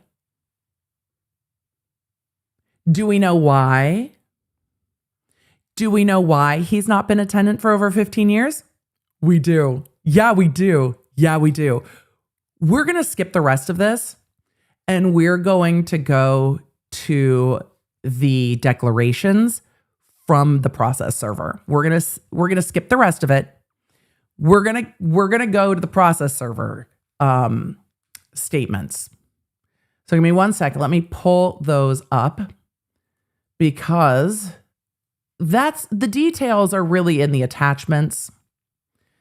In this case, let's see. I am trying to find the right one.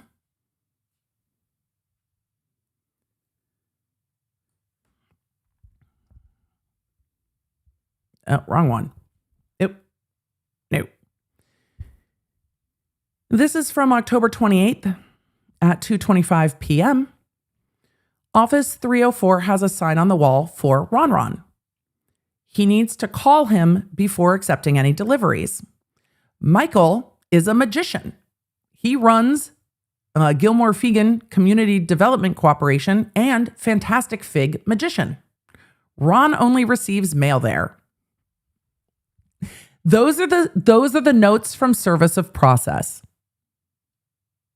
Those are the notes. So he has an office sign. Mike the magician. All of you are saying Magic Mike. I know. I don't know why he doesn't go by Magic Mike. He's going by Fantastic Fig. Michael the magician runs a community development cooperation and Fantastic Fig Magician, and Ron receives mail there. We're not done. We're not done. We're not done. I love this for all of us, but we're not done. I want to make sure that I did not miss the other October 28th. I don't think I did. I think those are because they went twice on October 28th. I think the other time no one even answered, so they didn't even talk to Fantastic Fig on that day. So then we go to October 29th and they go looking at other suites. The other suite, they do not find anyone. It was a shipping location. And then they go up to suite 304, the one that's listed by the California Bar. They go up to suite 3. What happened? They go up to suite 304. And notice, I went up to the third floor to take a picture of suite 304 and noticed they had taken down their information off the wall. So RonRon's info was on the wall the day before. The next day, the plaque is off the wall. No RonRon. No RonRon. But the janitor was in the hallway and I showed him RonRon's picture. And he said that he had been kicked out about 15 years back for an altercation they had regarding his motor vehicle case. He said that RonRon threw $1,000 at him in the hallway and yelled at him.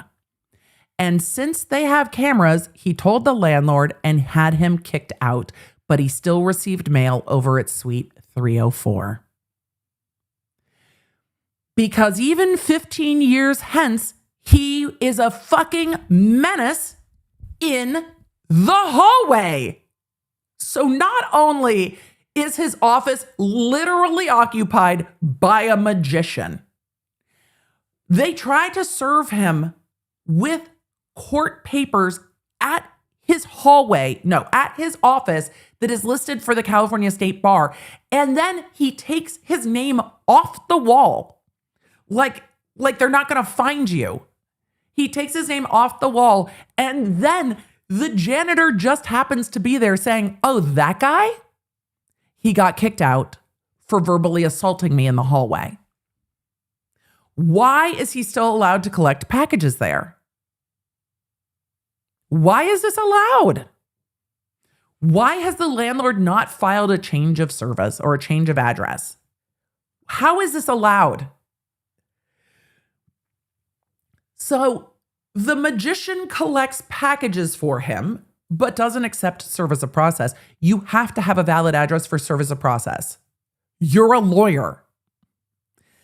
And got kicked out of the building because he attacked the janitor in the hallway, which tracks with all of his other behavior. This dude is a menace. In the hallway, at a minimum. So, also, I need to know how the fucking $1,000 throw went down. Wait, Richard the Magician in chat says, holy crap, I know Fantastic Fig. He was on AGT. I met him at the Magic Castle. That's very California. This is wild, such a small world. I need to know everything. Richard, if you ever have a conversation with Fantastic Fig, we need to know about RonRon and why Fantastic Fig is putting up with this bullshit. But also, why does RonRon have like $1,000 in his hand that he's just fucking hurling at the janitor in the hallway? What is he doing? So, the janitor had the tea. RonRon got in an argument with him in the hallway, and the landlord kicked him out of the building. And apparently, Fantastic Fig is still accepting service of process for him, or not service of process, packages. Is accepting packages for him. What is happening? There is so much more to this story, and I am just so sad that the process server was like, okay, I can't serve him process, but like, we want the rest of the story. I want to make sure we didn't miss anything. They tried to serve him in court. He didn't show up in person multiple times. He just kept appearing via Zoom. Let me see if there's any other. They went out. They must have spent a pretty fair amount of money. They tried to serve him multiple locations, multiple days. And he appeared by all his court hearings via Zoom. Let's see. They went out to quite a few locations. Either way. Actual Magician occupies the office on Wilshire. He got kicked out of being a tenant at the building 15 years before this lawsuit. And is still apparently accepting mail there. It's absolutely bananas. You can't make this up. Menace in the hallway. Oh my God. Maybe the state bar will go find the janitor. I doubt it. And ask, because the altercation in the highway, or the altercation in the hallway of the other courthouse, went to the state bar. Absolutely crazy.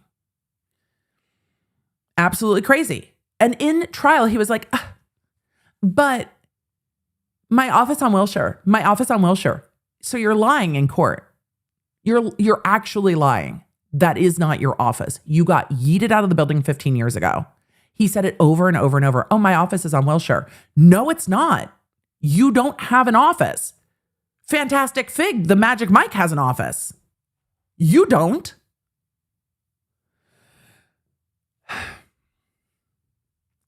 So now we get to the court's ruling on the motion for summary judgment. Not summary judgment. I just time warped into the other case. For contempt.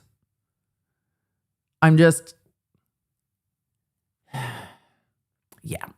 We have a minute order. That's not the one I was looking for. The motion for new trial also got denied, if anyone was curious. Hold on. Let's look at that one first real quick. Sorry, Megalina. We don't even need to put up a bumper for this. He did make a motion for new trial. The court has a pretty extensive ruling on the motion for new trial. At bottom, it was denied. So, the court's tentative motion on the ruling for new trial was posted prior to the hearing. The matter proceeds with arguments. The court follows the motion for new trial is denied. That's it. The motion for new trial is denied. So, I doubt there will be an appeal in this case, but who knows? Oh, everything has stopped working. What is going on? All right. Miguelina, will you just make a note that I cannot pull anything up again? And I cannot change. There we go. Now we can change scenes. But I couldn't pull up chats and I couldn't change scenes. This ain't a scene, apparently. I know, it's a goddamn arms race. All right, it's a goddamn contempt ruling, Emily. We want to get to the contempt. Get to the contempt. I know.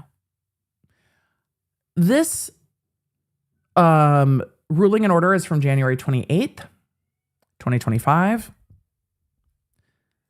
I hear the cats fussing. I don't know why they're fussing. What time is it? Oh, Travis might have popped home. I hear George. Travis is probably home. All right. Ruling on submitted matter in contempt hearing, RonRon. Good to see you, Matt Bond. The dash in between said spiffy, fantastic fig, made him disappear. Which is fantastic. So we are not going to go through every single motion, every single bit of this ruling. It is quite extensive. We are going to hit the highlights and then the court's ruling. Background. Attorney RonRon represented plaintiff in the above captioned matter. Plaintiff contended defendant Cardi B scratched her cheek during a confrontation in a hallway, which is probably why RonRon took the case. RonRon was personally offended. Because RonRon was like, you're accusing her of assault in a hallway. And who better to know that hallways can be dangerous? JT Law said, oh my God, another crossover. Fig was the magician at Taylor Armstrong's daughter's birthday party on Real Housewives of Beverly Hills. No way. I didn't know that. It's so very LA. The hallway connection is crazy, as always. So, plaintiff contends defendant Cardi B scratched her cheek during a confrontation in a hallway. After several continuances, the case was set for trial on August 25th, 2025. A final status conference was held July 30th. Excuse me. Relevant background. RonRon represents plaintiff. I already did that. I reread. Apologies. Motion in limine regarding prior bad acts. The motions in limine were heard at the time of the final status conference, including the defense motion captured, quote, motion in limine number 1 to exclude evidence of alleged prior bad acts by defendant. Among the various bad acts sought to be excluded by defendant Cardi B was any alleged, quote, former association with a gang or gang members during her youth. Excuse me, my nose is itching.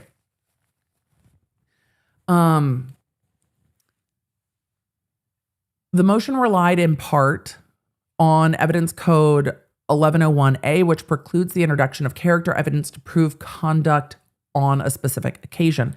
The motion also relied on evidence code 350, contending that any gang affiliations were not relevant. Excuse me, because they're not. They're not at all. Why would it be relevant? It's not related to this case. It doesn't answer the question of whether or not Cardi B scratched her on the cheek or not. Like, it doesn't answer that question. Plaintiff's opposition provided a review of relevant case law and then argued without any analysis that already the court is just like, zing. RonRon argued without any analysis the following, quote, defendant's prior employment history appears to be fair game. There is no reason to hide the fact that defendant was previously an exotic dancer. How's it relevant? How's it relevant to anything? I'm sorry. How does it matter? This is RonRon's legal filing to the court. There is no reason to hide the fact that defendant was previously an exotic dancer. The rule allows for the admissibility of prior bad acts for other purposes, such as proving motive, opportunity, intent, preparation, plan, knowledge, identity, absence of mistake, or lack of accident. How does any of that matter? In reply, defendant noted that plaintiff's opposition ignored controlling legal standards, because it does, like that's not how that works, was conclusory and failed to offer how the alleged bad acts could conceivably be admissible. The court issued the following tentative ruling on the motion. Granted, subject to defendant not opening the door. Fair. If somehow the defense opens the door and it becomes relevant, then it can come in. Fair. Defendant's prior bad acts and alleged prior acts, as well as prior involvement in exotic dancing or gang associations, have no apparent probative value, and any references thereto would be unduly prejudicial and likely to confuse the jury and result in undue waste of time. It's not relevant. It doesn't matter. RonRon was seeking it to try to say a person that does this is likely to do this. That's the argument he was trying to make. It's improper. It's trying to tarnish someone's character. It's trying to show conformity to act therewith. And it doesn't even logically make sense. So the defense was trying to head this off, saying we know exactly where he's going to go to try to tarnish someone's reputation. And RonRon's like, what? It should be fair game. So the Cardi B's attorneys were like, this is all irrelevant. And I think Cardi B's lawyers bringing the motion was because they saw how RonRon was acting. Normally, this wouldn't come up this way because it's so irrelevant. I think Cardi B's attorneys were smart in bringing this motion to try to preclude plaintiff from bringing it up. Because even though they brought this motion, he still tried to bring it up, didn't he? They read that situation correctly. The attorneys are like, this motherfucker is going to try to do this, this, and this. 100% they knew exactly what he was going to do. Because it's dirty tactics. And it's just awful. With that, the court agreed with Cardi B's attorney, saying this is irrelevant. None of it should come up, and any references to it are improper. I agree with the court. Let's see. After being provided with the tentative ruling, RonRon continued. He argued in favor of admitting evidence relating to defendant's alleged prior association with gangs. The court explained the rationale behind the ruling and adopted the tentative ruling. During the trial, RonRon asked the following question. Question: do you have any affiliation at this time with a gang? The court promptly sustained defendant's objection to the question and cautioned RonRon about the clear violation of the court's ruling on the motion.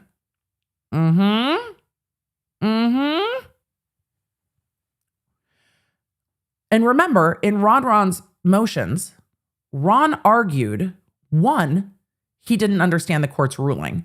2, sorry, I'm trying to get rid of the header on this. I need to find a better way. He argued, first, that he didn't write the questions. Second, that he didn't violate the court's ruling. And third, that the court's ruling was limited to past gang association, not current gang association. So, Your Honor, I didn't violate your order. You said past affiliation. I asked about now. It's also still not relevant. It's also improper character. It's also irrelevant, among other things.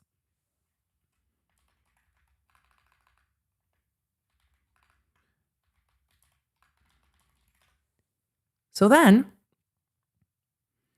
prior to closing arguments, RonRon requested that the court take judicial notice of certain facts. The court denied.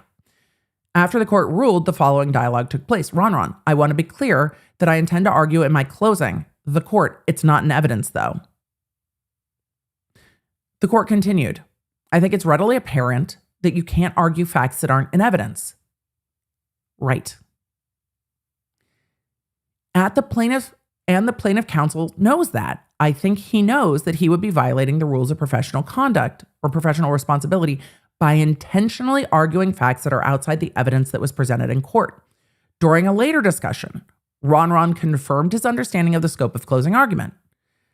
Ron, I feel that what counsel has just stated is really below the belt and disrespectful to my side. We watched this. We watched this happen. We watched it happen. With him saying repeatedly, Your Honor, I would never. Your Honor, I would never. Right. I feel what counsel has just stated is really below the belt and disrespectful to my side. I would never argue things that are outside the evidence. And then he did. Despite the court's clear expression of its expectations and despite RonRon's clear understanding of the expectations, he repeatedly referenced evidence that was not introduced during the trial. The court sustained defense counsel's repeated objections, but did not issue a warning to counsel that further references to evidence not admitted during trial would be subject to a finding of contempt. And that, friends, is the problem. That's the problem. Is that when the court goes through the law, and we're going to zoom through the law a little bit. When the court goes through the law, the court is limited in the type of contempt he can find RonRon in because the court did not warn him that it was contemptuous behavior. And that limited how much the court could do in this case. And that is incredibly frustrating to me. I am sure the court was so frustrated in this moment that the court didn't even think about it because it's so rare that you actually have to hold someone in contempt that the court wasn't even thinking because it's in the middle of closing arguments. And it is so out of left field that an attorney would so willfully violate the rules that I truly don't think the court was even thinking. Like, I need to warn him that he's going to be held in contempt for this. You have to tell them. And I don't think defense counsel in the middle of closings is like, Your Honor, can you advise counsel that he could be held in contempt? But that closes the door to most of what the court can do. So the bigger contempt finding the court is forestalled from. The court can only sanction for the violation of court orders, cannot hold him in contempt because he was not warned that he would be held in contempt, which I hate. I know. The court goes through and makes the rest of the findings and then goes and does his analysis of the law. And the court says that Civil Code 1209A5 states that disobedience of any lawful judgment, order, or process of the court constitutes a contempt of authority of the court. However, absent particularly egregious behavior, which I think this is, the trial court must first warn an attorney of the contemptuous nature of the courtroom conduct before initiating contempt proceedings for a subsequent violation. Here, the court sustained the objection relating to the violation of the in limine ruling, and he did not repeat the conduct. While the court did sustain objections to the repeated references of facts that were not admitted during the trial, the court did not issue a specific warning. As such, the court finds that this record does not support punitive sanctions under Section 1209. However, Code of Civil Procedure 177.5 does provide the court with the power to impose reasonable monetary sanctions for any violations of a lawful court order done without good cause or substantial justification. Here, the OSC included Section 177.5 as one of the grounds for the contempt hearing. Based on the findings above, RonRon knowing an intentional violation of the court's in limine order, the court further finds that he acted without good cause or substantial justification in violating this lawful order and imposes sanctions on RonRon in the sum of $1,500 payable to the court within 30 days. That means he then has to report himself to the state bar. The clerk of court is ordered to provide the notice of this order to the state bar.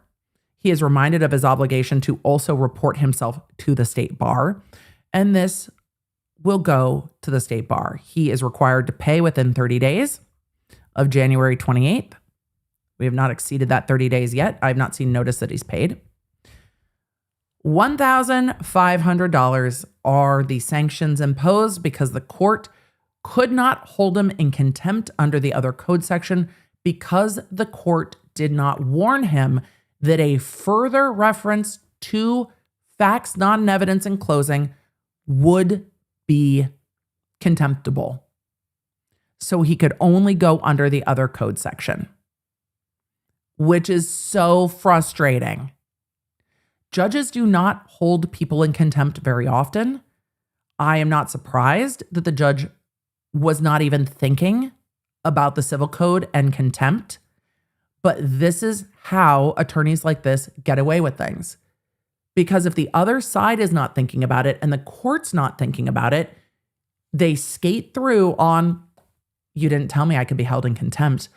Obviously, you can be held in contempt. It's contemptible behavior. I do not know how this attorney thinks that this behavior is okay and sleeps at night and then is just like, what? All of you are happening. What happens if he doesn't pay the state bar? They'll add fees to it. And they could add interest to it. So the RonRon situation is frustrating to me because it was clearly contemptible behavior, but procedurally, the court is required to warn the attorney that further violations could result in contempt. And because that ruling was not made, because that warning was not given, the court could not find punitive contempt, which are the higher levels of contempt and higher sanctions. So the court went with reasonable, reportable to the state bar sanctions under a different code section. So yes, the court found that RonRon's behavior was contemptible, that he violated court orders, that he misled the court, that his behavior was improper, and this entire order is going to go to the state bar. And when this happens in the future and other lawyers have him in the case, they can go find this order and know to ask the court, Your Honor, you need to warn counsel that further violations, he'll be held in contempt. But $1,500 means he just has to report himself to the state bar and pay the fine. And it's infuriating, isn't it? Because we watched it happen in real time.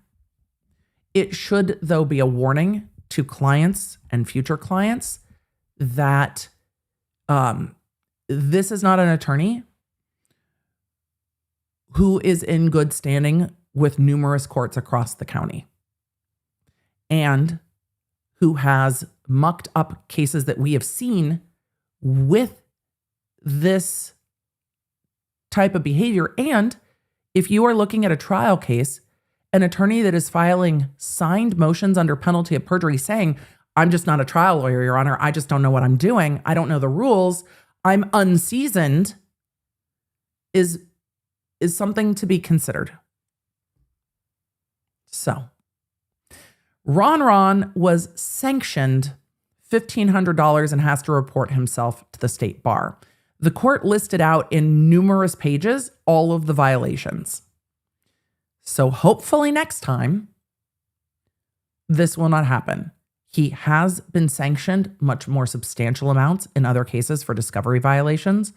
And I think the bench in Los Angeles is probably aware of who this attorney is at this point and aware that he is a purported menace in the hallways. I will be interested to see if he was avoiding service, which you are not allowed to do as an attorney, makes its way to the state bar. I would imagine, and this is speculation on my end, I would imagine that opposing counsel will let the state bar know that this address seems to be the wrong one and how much money they had to spend to try to serve him, because it is a problem. So, unfortunately for now, that's the end of the RonRon saga. They're not going to get an appeal on this case. Cardi B is not going to have to continue to go to court on this. So at this point, We're done with RonRon. In this case, I'm keeping an eye on that other case because now it's got my attention. So I am going to keep an eye on the other case.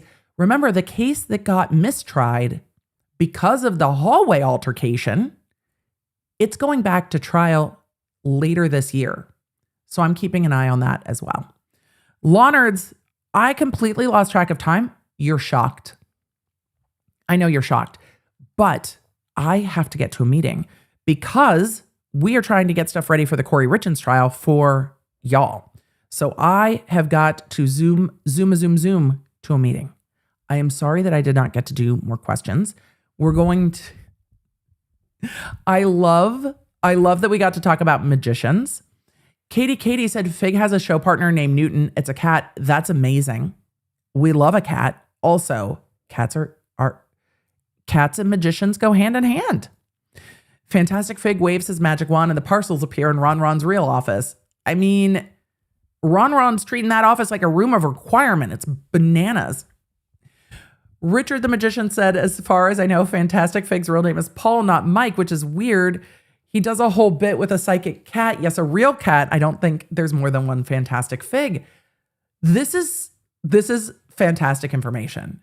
I wonder where the process server got Michael the Magician from, which is interesting. The magician made RonRon disappear. Yes, from the office and from everywhere. I feel like Sean in the chat said, I can't tell if this is an episode of The Twilight Zone or The Simpsons that we just walked into. It's wild. I was not anticipating an actual literal magician. So today we've had a real magician, a fake psychic, and a lot of court orders. And itty bitty fines. Itty bitty fines. Not nearly enough. We got some report yourself to the state bar. Okay, and it's frustrating. I know. The court putting its foot down in the TikToker case is much more satisfying than the court being like, I really want to hold you in contempt, but I procedurally can't. The court's doing the right thing. That is the right call. It's just the most annoying outcome and the most frustrating outcome. So Gringa said the TikToker reminds me so much of Daryl Brooks. Yeah, the inability to see that the court has ruled and move forward is wild. Holly Taylor Pickle, we are working on a calendar in the app. We are working on a calendar, a docket, if you will, in the app. Don't forget to have the Law Nerd app. I will be back tomorrow. Emily, what are we talking about tomorrow? I don't know yet. It just depends. Matt Bond said she pulls the Goblet of Fire card. That's funny. I mean, a lot of you were like tower, which is hilarious. Greetings from the future, Spiffy Legal Mumbo Jumbo Talkie Nerds. Good to see you in the chat, Matt Bond. Jammy Mama said, I have a personal goal to make at least one person laugh today. I'm happy today. My person was EDB. Love being here with the Law Nerds. Absolutely. It's a good goal. It's a good goal. Call me Al. Good to see you. Oh my God, 5 years. I know. Do you remember our stream that got yeeted in the middle of the stream because we were trying to play the Call Me Al music video? That was a very, very, very, very, very, very long members only ago. Very, very long. Very, very long. But Nutcracker said, I'm Rebecca BFF. Also Rebecca, both hubbies are John. Rebecca and John. Which one? Which Rebecca and John? I know, it's too funny. All right. Law Nerds, I love all of your member chats. Thank you. We totally need yacht rock music while we hold. That's not a bad idea. It's not a bad idea. We are working on some music things. So I am also sad that the RonRon case came to the conclusion that it did. It was, we don't use this often, but let's see. It was a full sad trombone. It was a full sad trombone for me. I don't know if it was a sad trombone for you as well, but it was a full sad trombone for me. Law Nerds, I will see you on stream tomorrow. We're going to see what's going on with the hearing on Thursday, so there may be some scheduling changes to Thursday, so make sure that you have the Law Nerd app at lawnerdapp.com. I'm going to try to figure out what's going on with ads on live stream because those are not turned on, and I have no idea what's going on there. So we will be back. I will see you tomorrow. Don't forget to get the app. I'm going to roll the outro. Hopefully it's going to cooperate with me, and I will see you soon. And stay close to the app because we're going to have some merch announcements this week. So I will see you soon. Bye. Thank you for joining me. Make sure you don't miss a live stream or any of the updates on the cases that you care about most with the LawNerd app at lawnerd.app.com. It's a free download on iOS and Android, so I can keep you in the loop, because you never know when something's going to pop off. Thanks for being here, and thanks for being a Law Nerd.